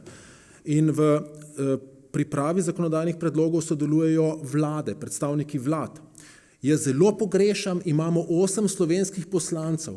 A ste kdaj slišali, da so prišli iz Bruslja in so izvajali javni pritisk na našo vlado, da ko gre na komisijo, ko gre v Svet Evrope, a da takrat kaj reče? Jaz jih nisem slišal. Oprostite, še enkrat, da povem do konca. Se pravi, en mehanizem je ta, ker sem jaz pregovoril, gospa Tomc je rekla, da seveda, da v Evropi so ljudje, ki so ideološko slepi. Pa vendarle, kjer je odločanje s soglasjem, ima naša vlada, ima moč, kar je gospa Rjavec rekla, ima enak glas, kot ga ima velika Nemčija ali velika Francija. In poglejte, tudi evropski poslanec, in zato se bom tudi sam zavzemal, če bom izvoljen, je tisti, ki lahko pride v Slovenijo in si lahko širi prostor in si ga širi, če dobi medije, so še druge poti. Jaz nisem imel nikoli medijev na svoji strani, pa vendar vedno, ko smo bili na RTV-ju, smo bili slišani, ko smo delali za zasebne šole, smo bili slišani in zato trdim, da tudi ko si v manjšini, si lahko slišan in lahko svojim ljudem poveš, izvedite pritisk na naše slovenske odločevalce, da uporabijo tisto, kar Slovenija v Bruslju ima, da se ne samo priklanjajo, ker jaz sem govoril pri kmetijski politiki z gospodom Smrkoljem, ki mislim, da je bil en najboljših kmetijskih ministrov v Sloveniji in mi je povedal, kako so takrat trdo se pogajali, kaj je moral vse on narediti, da so takrat bruselsko birokracijo prepričali, da je Slovenija v nekih točkah bila izjema in je bila izjema. Danes politika postala lagodnost vladanja, estrada. Se pravi, imaš lučke, imaš šoferja, imaš avto in vsi te poznajo. Poglejte naše politike, estrada, lagodnost vladanja. In te ljudi mora nekdo prisiliti, da opravijo tisto, za kar so plačani. In tudi tukaj vidim vlogo evropskih poslancev in tukaj moram reči, z vsem spoštovanjem do spet Tomc, ki jo menim, da je bila najboljša poslanka v tem parlamentu, najboljša, pogrešam vendarle to vlogo, da bi se bolj potrudili in bili bolj slišani in bolj opozarjali tudi slovensko politiko. Poglejte, mi glasujemo, vi pa oblikujete. In prosim, pridite nam nasproti, da bomo skupaj kot vlada in Evropski parlament, evropski poslanci, delali za Slovenijo. Ker to je tisto, kar mene osebno zanima. Zato sem prej rekla, mehna žaba daleč skoči. Gospa Mojca, bo še prej, ker se je že priglasila k besedi, izvolite. Hvala lepa. Mogoče je to tisto, kar smo prej omenjali, Slovenija, ne glede na to, je mala, še pod svojo težo kotira v Bruslju in to je samo naša krivda. Jaz sem v svojih 15 letih, ko sem delala v evropskih institucijah, želela biti koristna svoji državi. Poskusila sem na različne načine priti do glasu pri odločevalcih, pri naših odločevalcih, ki hodijo na te sestanke, pa ni šlo. Zato, ker očitno so že vse vedeli ali pa niso bili pripravljeni poslušati. In tudi zaradi tega, ker se ni poslušalo ljudi z znanjem, izkušnjami in z dejanskim delovanjem v tem bruseljskem ustroju, je potem naša država padala po lestvici dosežkov in si bi lahko prihranila tudi marsikakšno sramoto ali izgubljeno tožbo, za katero smo tisti, ki smo poznali razmere, že vnaprej vedeli, da je izgubljena bitka. Ja, zdaj recimo sploh na področju kmetijstva smo tako drugačni in gozdarstva recimo, ne? In to bi bilo treba z debelim svinčnikom 10-krat z rdečim počrtovati, ne? To sem hotela samo. Če ste končali? Ja, bom tu zaključila. Gospod Tomc je še hotela? Ja. Vendarle moram pojasniti, da smo imeli pred 2 letoma neko drugo vlado in nas je v Bruslju med predsedniki in predsednicami vlad pač predstavljal gospod Janez Janša kot predsednik vlade. On je bil velikokrat zelo glasen in zelo drugačnega mnenja od vseh svojih kolegov. Torej zelo pomembno je, kdo nas tam zastopa in če je to oseba, ki nekaj ve, ki nekaj zna in ki si upa to tudi povedati. Tako da zdaj ne čutim nobenega oponiranja, nobene prisotnosti, vse stvari, vsi ti sveti gredo gladko mimo. Če preštejete število mikrofonov, ki jih postavijo pred predsednika vlade, ko pride na sestanek, boste videli in jih prešteli, koliko jih je bilo pred 2 letoma, ko so tudi evropske medije zanimala stališča Slovenije, ker jih je povedal nekdo, na katerega mnenja so nekaj dali in koliko je teh mikrofonov danes. Kar se pa tiče sodelovanja, jaz se popolnoma strinjam z gospodom Gregorčičem, morda bi bili lahko še bolj glasni in bi prihajali vsak petek tudi v Slovenijo, kjer se v petkih v Državnem zboru odvija seja, tako imenovana seja odbora za evropske zadeve. V Državnem zboru obstaja tak odbor, ki prerešeta, vlada more priti s svojimi stališči in jih predložiti v Državnem zboru na tem odboru, ki potem da svoje mnenje. Mi bi lahko tudi sem prišli in bi vpili in govorili in tako naprej, se strinjam, včasih bi bilo mogoče to zagotovo ne bi ničesar spremenilo, vsaj ne v tej konstelaciji politični, ampak lahko to vzamem na znanje. Sicer pa imamo poleg tega v Bruslju tako imenovano predstavništvo Slovenije. V Bruslju, to bo Mojca gotovo zelo dobro vedela. Veste, koliko je tam zaposlenih ljudi? Tam je zaposlenih okoli 100 ljudi. Ali pa še več kot 100 ljudi. Kdo so tam? Tam so, glejte, to ljudje sploh ne vedo, da tam v Bruslju na vaše stroške deluje, da ne rečem sedi, več kot 100 ljudi, ki pokrivajo različna ministrstva in pokrivajo vsa ministrstva. In jaz sem se velikokrat obrnila na njih in sem povedala in sem jih vprašala za svoje področje ogromnokrat, kakšno je stališče moje države Slovenije do te in te direktive, recimo do direktive o minimalni plači. Povejte mi, kakšno stališče zastopa Slovenija? Veste, kakšen je bil odgovor? Pa ne vemo še, pa mi se sicer strinjamo, ampak v bistvu se ne strinjamo. Skratka, brez kakršnega koli koristnega nasveta, ker če pogledam moje kolege, ki imajo železno disciplino, so po njej znani in zato tudi uspešni, Nemci, oni brez stališča svoje države sploh ne grejo na glasovanje. In to je popolnoma jasno, da ti uslužbenci v Bruslju prihajajo v parlament k poslancem in rečejo, poslušajte poslanci, v interesu naše države je, da vi glasujete takole, pa takole, pa takole, pa takole. Mi vas zato prosimo. Vi se boste sicer odločili po svoje, ker se odločate po politični poti in po svojo glavo, ampak stališče države in naše vlade je takšno. Tega jaz v 10 letih nisem doživela, niti enkrat. Sem pa prosila za to mnenje in ga nisem dobila. Se pa sem pa tja oglasijo razne zbornice, gospodarska zbornica, združenja, čebelarska, združenje avtorjev, ne vem kaj, ki so pozorni na zakonodajo in rečejo, poslušajte, gospod Tomc, vi boste pa naslednji teden glasovali o neki zakonodaji in tam v 195. členu piše to pa to, kar je zelo škodljivo za nas, a bi vi lahko to posebej preštudirali in nam prisluhnili. Tako te stvari potekajo, ne? In ja, če bi bilo pa to sodelovanje med nacionalnimi poslanci in vlado na nekem nivoju, kar pred 2 letoma je bilo, potem bi bilo drugače. Lejte, pred 2 letoma smo mi tudi predsedovali. Naši ministri so hodili vsak teden v Bruselj. Predsednik vlade Janez Janša je bil skozi v Bruslu.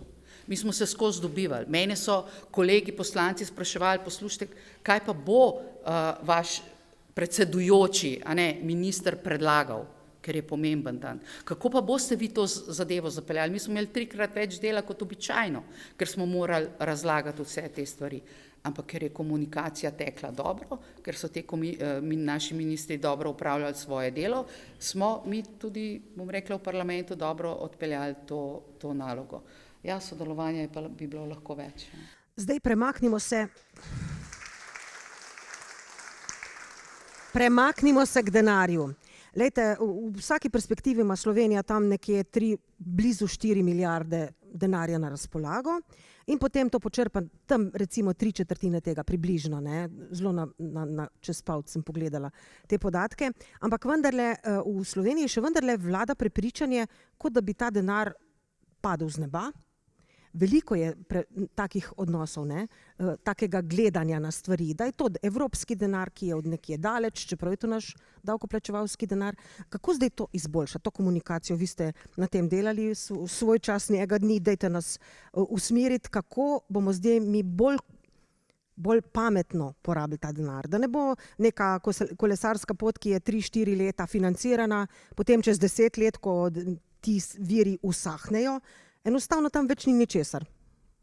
Ja, hvala za to iztočnico. Pravzaprav se navezuje še na tisto, kar sem želela povedati prej. Evropska sredstva so mogoče eden izmed glavnih razlogov, zakaj sem vstopila v politiko. Ko sem bila že 15 let uradnica, sem začutila, da si želim delati projekte in zelo naivno hotela začeti na Koroškem, kamor bom s svojim znanjem in izkušnjami doprinesla preko evropskih projektov. No, hitro sem se naučila, da so mnoge stvari že dogovorjene, da se stvari samo z entuziazmom v naši državi ne da premakniti. In potem sem rekla, to pa želim spremeniti. Tako da to je bil moj glavni razlog. Zdaj pa na evropske projekte. Ko sem bila vodja kabineta pri ministru Ciglerju Kralju, smo zagnali ravno iz evropskih sredstev na desetine investicij, domov za starejše, kapacitet za ranljive skupine, ki so se gradili in se sedaj, 3 leta potem, odpirajo trakove pa reže kdo drug in se kiti slavo prejšnje vlade. Treba je vedeti, odkot denar prihaja, kako ga počrpati, imeti jasne ideje, načrte in izvedbe, trdo delati in potem lahko žanješ tudi uspehe. Brez izkušenj in brez operativnih praks na terenu, brez tega, da se gre do ljudi, se vpraša, kje so potrebe, kaj lahko naredimo za vas. Mi smo imeli stike z občinami, ki so že po desetletja čakale na dom za starejše, pa se zdaj odpira. Imeli so vse projekte narejene, gradbeno dovoljenje, zemljišča, samo denarja pač ni bilo, ker se ga prej pač ni dalo dobiti. Ker so ministri od Evropske komisije slišali velikokrat ne. Zgradb ne bomo financirali. Financirali bomo samo mehke vsebine. Študije so nastajale in ostajale v predaljih. To so delale kakšne druge vlade. Mi pa smo vzeli telefon, poklicali tiste ljudi, ki delajo za nas v Bruslu na predstavništvu, da so oni tudi začeli delati za ta cilj. Govorim o tem, vodenje mora biti, ampak vodenje mora biti dvosmerno iz centra in potem tam realizacija teh ciljev zato, da ima Slovenija od tega koristi. Zato pa je treba poznati celoten ustroj, si prizadevati, ne biti sramežljiv, moraš biti prodoren, moraš vedeti, koga poklicati, imeti znanstva in kontakte in biti vztrajen. To pa Korošci smo. Tako da upam, da to nekako odgovarja na vaše vprašanje. Stiki med lokalno, nacionalno in evropsko ravnjo oblasti pa so pri tem ključni.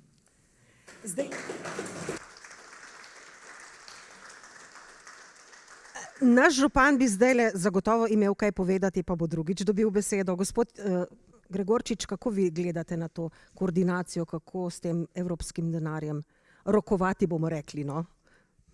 Tukaj je, kar je gospa Erjavec povedala, ključno je v bistvu tukaj lokalna oblast. Ne. Jaz lahko povem svojo izkušnjo, jaz izhajam iz Univerze v Ljubljani in najprestižnejši projekt oziroma raziskovalni projekt je tako imenovan ERC projekt, ki ga podeljuje Evropski raziskovalni svet. In Univerza v Ljubljani teh projektov v nekem trenutku ni mogla dobiti. Potem se je pa univerza odločila, da bomo mi sistematično delali na tem in smo postali izjemno uspešni. Jaz izhajam s Fakultete za strojništvo, kjer smo mi rekli, mi bomo sistematično pristopali k evropskemu in drugemu raziskovalnemu denarju in imamo zdaj kot fakulteta poberemo, recimo, ko je nek nacionalni razpis, četrtino projektov z tehnike v državi. Hočem povedati, tukaj pač brez nič ni nič, tako kot vedno. Tukaj je treba vedeti, denar obstaja, do njega obstaja pot in treba si zadati cilj, treba je zgraditi neke podporne stvari in ljudje morajo delati z nekim entuzijazmom. In zopet pridem do tega, če se sprva navežem naprej, ni samo to govor na odboru v parlamentu, politikom, ampak jaz mislim, ker jaz obžalujem zdaj, tudi zame so bile nekatere informacije, gospod Tomc, nove, pa sem kot volivec in pogrešam, da bi te informacije prišle do mene kot volivca ali pa do kakšnega drugega volivca, ker potem bi ta volivec mogoče volil drugače lokalno oblast in bi volil tisto, ki zna to počrpati. Namreč Evropa, tudi me zanima, kaj se bo zgodilo zdaj s sredstvi, ki smo dobili za poplave. Ker tukaj imate roke in če vi do roka ne izpeljete projekta, denar vrnete nazaj. Tako kot je pri nacionalnih projektih, tako je pri evropskih projektih. In tukaj morate imeti učinkovito izvršno oblast, to je v naši državi vlada.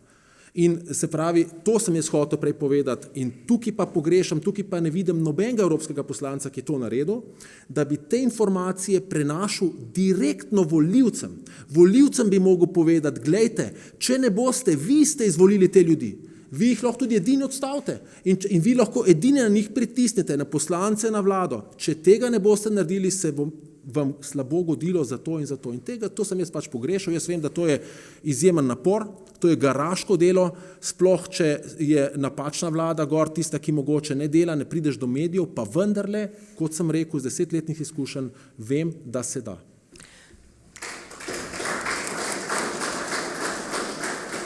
Gospod Tomc, kakšna je ta poštarska zveza oziroma ta poštarska povezava z volivci pa poslanec? Odvisno, katera vlada je v državi na oblasti. Jaz mislim, da je ključni dejavnik koriščenja evropskih sredstev vlada. Vlada je namreč tista, ki izpogaja sredstva v Bruslju, če poenostavljeno povem, in vlada je tista, ki potem preko projektov ta denar tudi razdeljuje. Seveda, lokalne skupnosti so potem pa tiste, ki izvajajo. In povezava med vlado in lokalno skupnostjo je seveda tudi zelo pomembna. Ampak nekaj informacij glede sredstev za poplavo in predvsem glede sredstev iz tako imenovanega sklada za okrevanje in razvoj. V Bruslju obstaja na stotine skladov. Ne obstaja en sklad, iz katerega črpa Slovenija, ampak jih obstaja, recimo, če ne na stotine, pa več 10.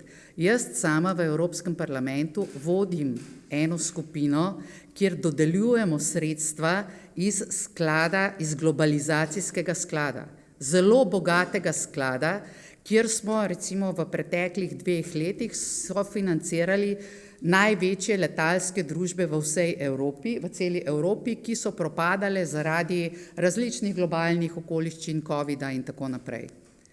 Slovenija sicer ni imela na letalskih družbah, ker jo nima več, ker jo je Alenka Bratušek prodala, več te možnosti, ampak naša prva in zadnja vloga iz tega sklada sega, veste kam?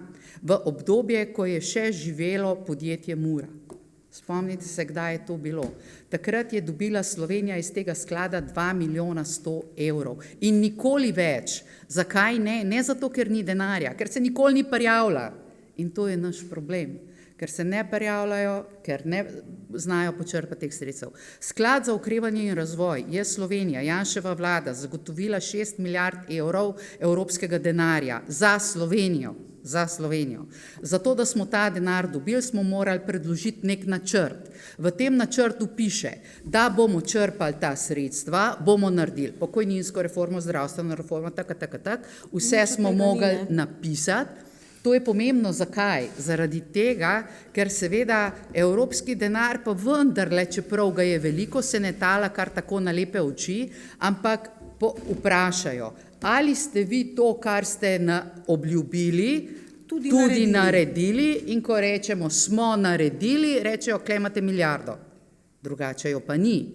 In ker mi nismo naredili ne pokojninske reforme, ne zdravstvene reforme, ne vsega ostalega, kar smo obljubili, tega denarja iz sklada za okrevanje in razvoj enostavno v Slovenijo ne prihaja. Ne prihaja.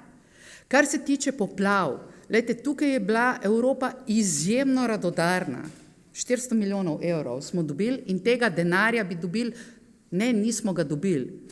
Odprli so nam račun, na katerega so položili 400 milijonov evrov. In so rekli, ko boste pa prinesli dokaze, da ste kaj naredili, vam bomo pa ta sredstva sprostili. In mi poslušamo, da zdravniki ne morejo imeti višjih plač, ker smo imeli poplave, da ne vem kaj se ne more zgoditi, ker smo imeli poplave, da se nič v tej Sloveniji zdaj ne more zgoditi, ker smo imeli poplave in ker ni denarja. In vsi morajo vendarle razumeti, da denarja ni, ker smo imeli poplave. Pa poslušajte, denar tukaj le je. Sam vi ga ne znate unovčiti, vi ga ne znate vzeti. In tako, kot je gospod Gregorčič rekel, če ga do roka določenega za pogodbo ne boste izkoristili, bo šel na svidenje. Hrvatje, ko so imeli potres, so izkoristili vse, kar je bilo, pa še dodatek. Mi tega enostavno ne znamo. Zakaj?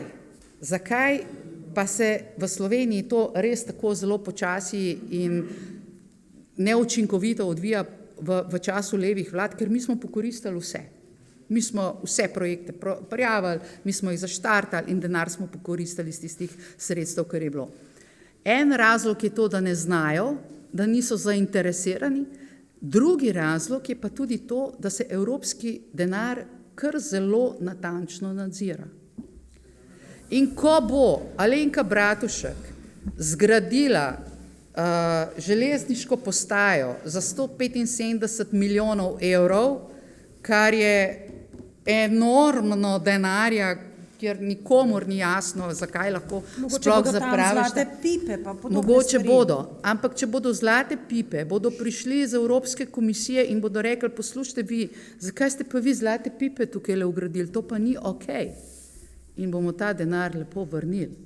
Ker ta denar, jaz ne vem natančno, kako je ta projekt zastavljen, kako se bo financiral, ampak kot vidim, kaj počne Golobova vlada, je, da črpa denar iz proračuna, nacionalnega proračuna, to je vaš denar, ki bi moral iti sicer za druge namene, pa gre zdaj za tisto, kar bi lahko plačala Evropa, ker si ne želi, da bi jih kdo pogledal pod prste. In to je drugi velik razlog, zakaj imamo koriščenje evropskih sredstev v Sloveniji tudi tako slabo. Dajmo na hitro zdaj, ljudje nam bodo ušli, če bomo... Ja. Pol minutke replike, potem pa gremo res naprej, ker moramo še o begunski problematiki povezani z demografijo. Izvolite. Ja, tu ne morem mimo tega, da se je že preden smo vstopili v Evropsko unijo, črpala tako imenovana predpristopna pomoč iz različnih instrumentov, da se je črpala pomoč za regije, ki so bile takrat še manj razvite iz kohezije, da se tudi še zdaj črpa iz kohezijskih skladov. Naša država ima določene interese in črpanje iz evropskih sredstev pomeni tudi to, da so podvržena evropski kontroli. Ko sem si začela prizadevati za to, da bi zgradili tretjo razvojno os, da bi zgradili končno hitro cesto do Koroške in sem predlagala, da naj se financira iz kohezijskih sredstev, sem naletela na gluha ušesa. Tako bi zdaj že tisti naš nesrečni severno-vzhodni konec imel morda kakšno hitrejšo povezavo in malo manj luknasto cesto čez hudo luknjo. Glede sklada za pomoč pri globalizaciji pa tole, da ko sem bila vodja kabineta pri ministru Ciglerju, sem se v zvezi z velenskim Gorenjem, takrat Hesenski je zašel v težave med pandemijo, pozanimala tudi, če smo slučajno upravičeni do teh sredstev, vendar ravno zaradi naše majhnosti nismo bili. Tako da toliko samo. To bova potem, ker ne drži, ampak Boste spotoma. ja, potem. Torej, gremo na hitro na begunsko problematiko povezano z demografijo, vaše rešitve. Nelegalne migracije, seveda, ne? Ne, begunska problematika povezana z demografijo nima nič z ilegalnimi migracijami. Jaz mislim, da nelegalne migracije do tega moramo razviti ničelno toleranco. Ničelno toleranco, ker nelegalne migracije pomeni, da ne vemo, kdo nam prihaja v državo in s kakšni nameni. In gledajte, kdor potuje po svetu, ve, da je Evropa praktično edini kontinent, kjer prideš na njega in nič ne izpolniš. Kamorkoli greš, greš na Japonsko, greš v ZDA, vedno imaš neke listke, moraš vsaj nekaj o sebi povedati, v Evropi ne poveš ničesar. In mislim, da tudi Evropa je zašla, tudi zaradi prebojenske ideologije, predaleč v to podeljevanje azila kar tako počez. Kdor zna reči besedo azil, ga dobi. Jaz mislim, da tukaj bo Evropa nekaj morala ukreniti, ker če tega ne bo ukrenila, kaj se nam dogaja? Najprej, naši ljudje se ne počutijo več varnih. Druga zadeva, gledajte, zapira se nam notranje meje. Se pravi, izginja osnovna ideja Evropske unije, to je prost pretok ljudi, blaga in storitev. Pač tega nimamo več. Če tega ne bomo uredili, bo ta zadeva pač Evropa bo razpadla in bo s tem projektom konec. Kar se pa tiče, imamo pa drugi problem. Evropa je izjemno star kontinent. Mi nimamo otrok. Zdaj, imam 4 otroke, ampak ne moram vas vseh rešiti s tem. A ne? In zdaj, zaradi tega mi se pač staramo, tudi v zahvalo napredku, ki je pridobitev tudi Evrope in razsvetljenstva v Evropi in tudi človekove pravice so izum Evrope, ravno zaradi tega, ker smo imeli to blagostanje, smo imeli veliko več časa, smo se ukvarjali z človekovim dostojanstvom in prav je tako. Pa vendarle, zaradi tega se naša življenjska doba daljša in potrebujemo nekoga, ki bo za nas skrbel. In mislim, da imamo tukaj 2 rešitvi. Ena, ki jo sam zagovarjam, je, da skrbimo za svoje ljudi, da si bomo lahko ali si bodo mladi lahko ustvarili družine. Druga je pa seveda, da bomo morali imeti tudi neke uvožene delovne sile, vendar tukaj mora biti to ljudje, ki si jih sami izberemo in tudi sami za njih poskrbijo za njihovo integracijo. Jaz to govorim zopet iz lastne izkušnje. Jaz sem dobil kot mentor mesto mladega raziskovalca, ker so plače mladih raziskovalcev tako mizerne, na tehniki sem poslal 70 osebnih mailov 70 svojim bivšim študentom. Vsi so mi rekli, gledajte, v najboljšem primeru mi je rekel, zdaj so mi pa ravno plačo dvigali, pa ne bi prišel. In jaz sem mlado raziskovalko z Pakistana, pa vendarle sem izjemno ponosen, še preden prišla sem, se začela učiti slovensko, ne govori še slovensko, sprejema našo kulturo in mislim, tu je ena umestna rešitev, ki jo bomo se morali poslužiti, jaz drugače bi izgubil sredstva, ne bi imel človeka, ki bi delal raziskave in ne bi mogel potem tudi, jaz bi tu dal Slovencem, ampak sem rekel 70 elektronskih sporočil, vsi odgovori so bili negativni. Druga stvar je pa, se pravi, kar se pa tiče ilegalnih migracij, ničelna toleranca, mislim, da je dobra rešitev ta, da bi se uvedlo tako imenovano virtualno mejo, namreč težave v tem, da ko imigrant stopi na našo ozemlje, na evropsko ozemlje, lahko zaprosi za azil. Morala bi se neka virtualna cona, ko on še virtualno ni vstopil na evropsko ozemlje, da se ga lahko potem tudi po mednarodnem pravu vrne nazaj. To je recimo ena izmed rešitev, kakorkoli, absolutno ničelna toleranca do migrantov in resnično preverjanje, kdo je upravičen do azila in dokler se tega ne reši, mislim, da bi morala imeti posamezna država članica diskrecijsko pravico, da azil zavrne, sicer mi ne delamo za te ljudi, ampak delamo za njihove tihotapce, ki na tem zelo dobro služijo, potem pa ti ljudje tukaj se najprej ne integrirajo, živijo bedno in tako naprej. Tako da mislim, da tukaj moramo nujno nekaj ukreniti, če tega ne bomo naredili, kot sem že rekel, tudi zaradi notranjih zaprtih meja, nam bo pač Evropa pred našimi očmi razpadla. Gospa Tomc, torej po eni strani ilegalne migracije, po drugi strani pa ta demografska politika in problemi povezani s tem. Eno konferenco vi pripravljate na to temo, ne v kratkem? Ja, res je. A lahko najprej dodam, da se Absolutno. glede ilegalnih Absolutno. migracij popolnoma v celoti strinjam z dr. Gregorčičem. Absolutno ničelna toleranca do ilegalnih migracij, obstajajo pa legalne migracije, kjer ljudje pridejo, jih povabimo, jih preverimo, so zaželeni in sprejmejo našo kulturo. Absolutno. Samo povem, da v nadaljevanju v Evropskem parlamentu glasujemo tudi o tako imenovanem migracijskem paktu za Evropo, celotnem paketu prenove migracijskih vseh zakonov, to je cel paket zakonov, od katerih, moram priznati, so nekateri tudi dobri. Nekateri so dobri, ker predvidevajo od prstnih odtisov do večjega nadzora, do hitrejšega vračanja, vse to, kar bi lahko podprla. Vendar ga ne bom podprla. Zakaj ne? Zaradi tega, ker je med temi dobrimi rešitvami tudi ena, s katero se nikakor ne morem strinjati, in to je še vedno obveznost realokacije. Obveznost realokacije pa pomeni, da če pride ilegalni migrant na ozemlje, recimo Italije, in jih je tam preveč, se potem ti ilegalni migranti po dekretu porazdelijo med ostale države, ki jih morajo sprejeti. Pazite, morajo jih sprejeti. Vendar imajo pa en izhod v sili, ki je pa ravno tako slab. Če jih pa ne sprejmejo fizično, potem morajo pa za to plačati odškodnino v višini 20.000 evrov. Zdaj si pa predstavljate, to je zame obveza, ki je nedopustna, ker dokler ne bomo imeli trdno varovane šengenske meje, dokler ne bo tudi Italija zagotovila, dokler ne bo tudi Grčija zagotovila nepropustnost meja, tam bodo prosto uhajali, ne? Države bodo rekle, pa se je pravzaprav bo pač to breme porazdeljeno, saj ne bomo mi vsega tega dobili, potem ne bo takšne volje, da se te ilegalne migracije zares ustavijo. Tako da jaz tega ne mislim podpreti. Slovenija ima veliko težavo, prihajajo v velikem številu, to ne boste zvedali iz naših medijev, ampak uradna statistika obstaja. Kot vidite, azilne nastanitve na prisilo se pripravljajo, tega enostavno ne moremo podpreti, medtem ko Italija in Avstrija pa strogo zapirajo svoje meje in smo že v težavah, bomo pa še v veliko hujših. Sicer pa ja, naslednji teden pripravljam en dogodek, bom rekla kar velik, na moje povabilo prihaja v Slovenijo komisarka za demografijo, bova imela neko konferenco, kjer bomo poskušali, veste kaj, ne najti rešitve, ker jaz si ne delam utvar, da lahko ta hip najdem rešitve za rešitev sveta.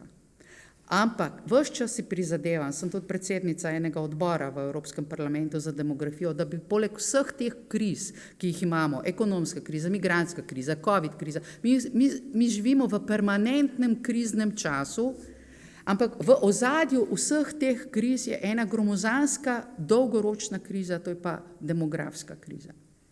Evropa danes predstavlja 6% svetovnega prebivalstva. Čez 30 let nas bo 4%. 4% na svetu nas bo v Evropi. S tem, da seveda bomo Evropejci že do dobra premešani in boste težko mogoče v Franciji najdel koga, ki ima 100% evropske korenine. In tako da Indijci bodo pa nas prehitevali. Glejte, vse to, kar je dr. Gregorčič rekel, je dejstvo, da bomo morali legalne migracije pač usmerjati. Ampak želim pa na tej konferenci in vedno in tudi v parlamentu tako delujem opozoriti in opozarjati in govoriti o tem, da imamo problem, pa dajmo se vendarle začeti pogovarjati. Ker mi se moramo o demografiji pogovarjati danes za rešitev problema čez 30 let. Mi ne bomo mogli mi se bomo en dan zbudili, pa bomo rekli, ojoj, kaj se nam je pa zgodilo. Sam se veste, demografija rabi eno generacijo, da pridete morda do drugih številk.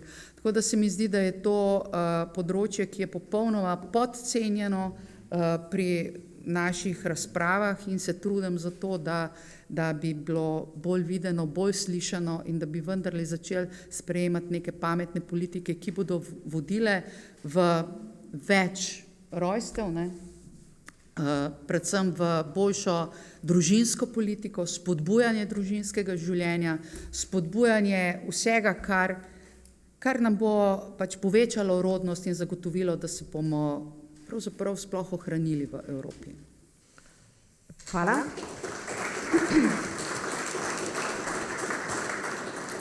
Gospa Mojca, Hvala lepa. najprej odnos do ilegalnih migracij, pa potem demografija. Velja. Kar se tiče ilegalnih migracij, mislim, da je Evropa tukaj žrtev svoje lastne visoke stopnje integritete. Mi ne smemo pozabiti, da je azilna politika, iz katere izhaja ta zloraba migracijske politike, nastala kot odziv na razmere, torej na Ženevsko konvencijo. In je bila pravzaprav vzpostavljena v dobri veri. Mislim, da vse države v Evropi vedo, da prihaja do zlorab tega sistema.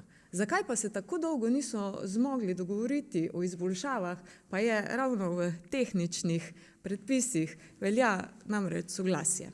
In zato so tako dolgo pacali ta novi dogovor, ki je zdaj v zakonodajnem postopku in o katerem se bo še glasovalo in se ga, upam, tudi še dopolnilo. No, pri tem je skupina Evropske ljudske stranke podala tudi svoj predlog, ki je ravno zdaj tudi del programa za evropske volitve, namreč, da naj se te prošnje za azil procesirajo v varnih tretjih državah izven Evropske unije. Torej, da se te ljudi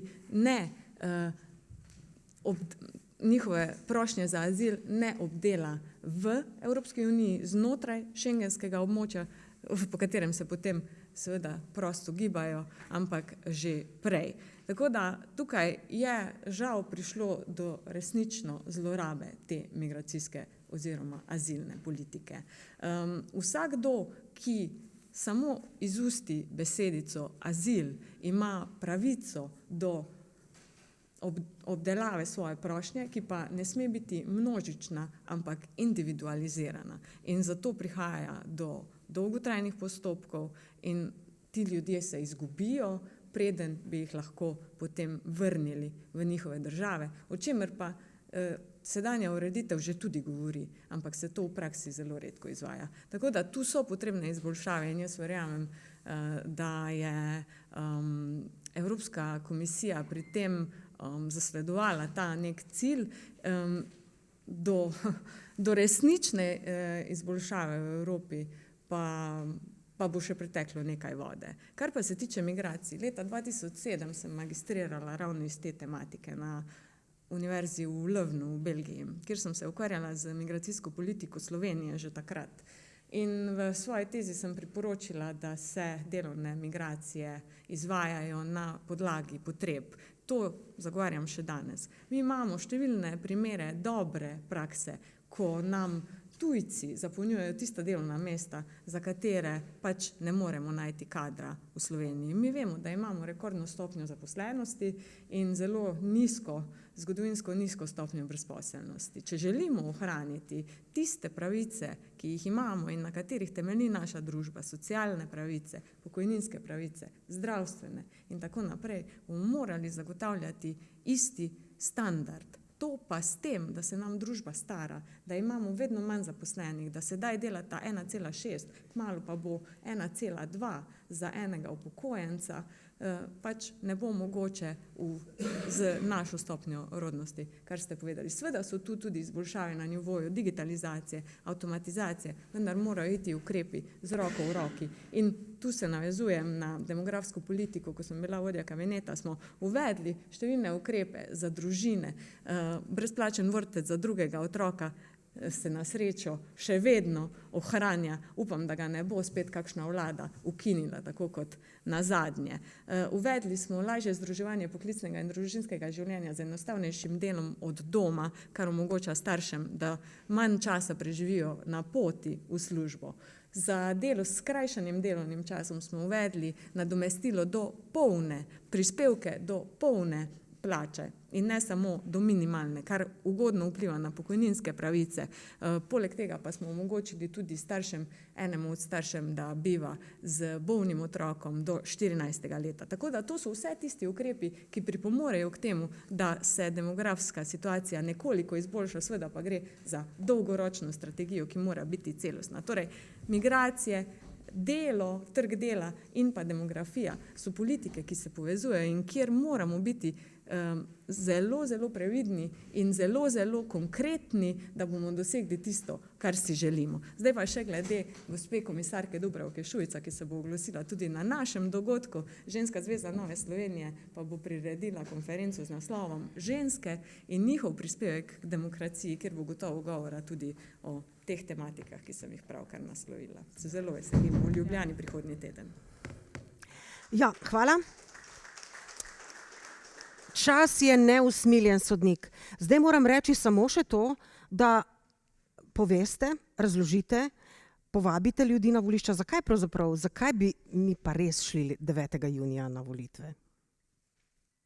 Kdo bo začel? Gospod Tomc?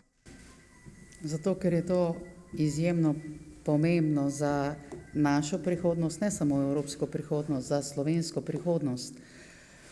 Zaradi tega, ker se mora Evropa končno obrniti v desno, če želimo, da prenehamo s temi prebujenimi ideologijami in da rešimo Evropo, če se še Evropa rešiti da. Jaz mislim, da Evropa rešiti se da je še vedno to prostor, v katerem je zelo lepo živeti, da je to najlepši prostor na svetu, Slovenija pa sploh, da ga moramo skrbno čuvati in varovati in da tega ne moramo početi na način, kot je bilo to do sedaj. Da odpiramo vrata na stežaj, ne samo tukaj v povezavi z ilegalnimi migracijami, ampak tudi z vdori vseh drugih konkurenčnih tehnologij, da tukaj privijamo našo zakonodajo tako, da se podjetjem enostavno ne splača več tukaj delati in se ne selijo več na Kitajsko, ampak se zdaj selijo že v Združene države Amerike in da se je za to Evropo, ki ni idealna, ampak je še vedno najboljša, vredno zelo, zelo trdo boriti. In to smo počeli nekateri že do zdaj in bomo še naprej.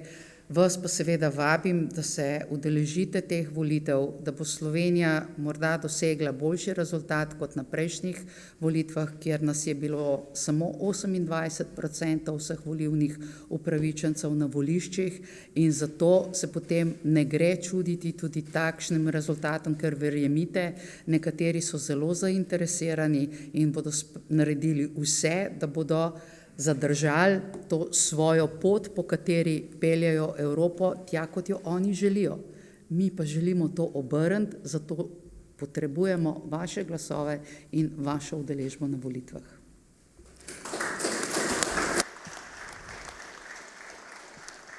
Gospa Mojca?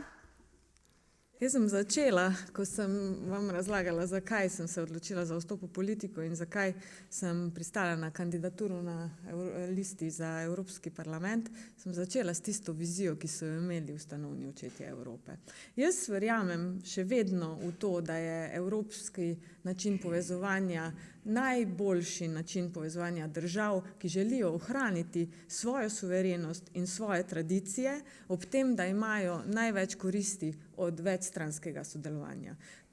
Ta evropski model, ki so ga izsanjali očetje Evrope, ki so bili po večini krščanski demokrati, nam še danes prinaša prostor največjih svoboščin, koristi in demokracije na svetu. Mi nismo samo največji skupni trg, ampak smo tudi prostor, kjer lahko živimo svobodno in na to moramo biti ponosni. Tega ne smemo izgubiti in zato se je treba boriti. Zato moramo resnično izbrati tiste ljudi, ki bodo z svojim znanjem, izkušnjami, kontakti in pa vizijo lahko peljali to evropsko ladjo v prihodnje, v pravo smer, v tisto, o kateri so sanjali po drugi svetovni vojni v razrušeni Evropi.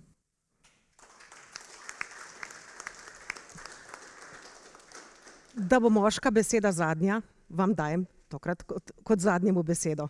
Hvala lepa. Tudi sam močno verjamem v projekt Evropske unije in ne glede na to, da je Evropa trenutno v krizi, kar ste slišali danes, pa vendarle predstavljajte si, kako bi bilo danes živeti v Sloveniji, če ne bi bili članice Evropske unije. Pod to vlado mislim, da bi imeli zopet jugoslovansko inflacijo, ker bi začeli tiskati tolarje in ne bi imeli evrov. Pa vendar, potrebno je ta projekt usmeriti na pravo pot in kot smo vam danes, upam, predstavili, ima evropska politika, čeprav se zdi, da je daleč v Bruslju, izjemen vpliv na naša življenja. Vsak polnoleten državljan in državljanka ima volilno pravico. Jaz vam svetujem, da jo izkoristite, ker le potem se boste lahko pritoževali, če bo kaj narobe. In verjemite, vsak glas šteje. Če ne boste odločili vi, bodo o vaši in naši usodi odločali drugi. Ne dopustite tega in pojdite na volišče.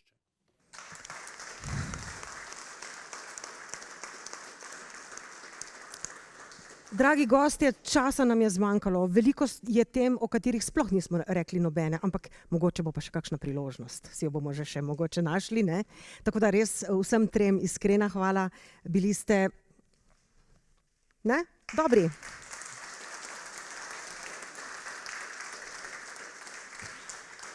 Torej, spoštovani, sklenimo današnje druženje z mislijo, da smo bogatejši za številna spoznanja, povezana z Evropo in da bomo seveda takrat 9.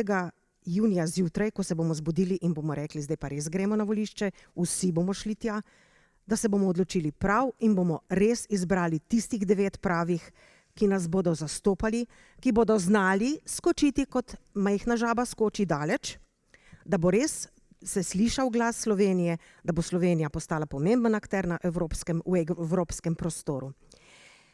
In torej, zdaj se zahvalim vsem vam, zahvalim se vsem vam, ki ste nas poslušali, vsem tistim, ki ste pomagali, da smo tole današnje druženje izpeljali in vsem domačinom, seveda, ki ste nas gostili, ki ste nam pripravili kulturni program in vse tako naprej. Srečno, Slovenija!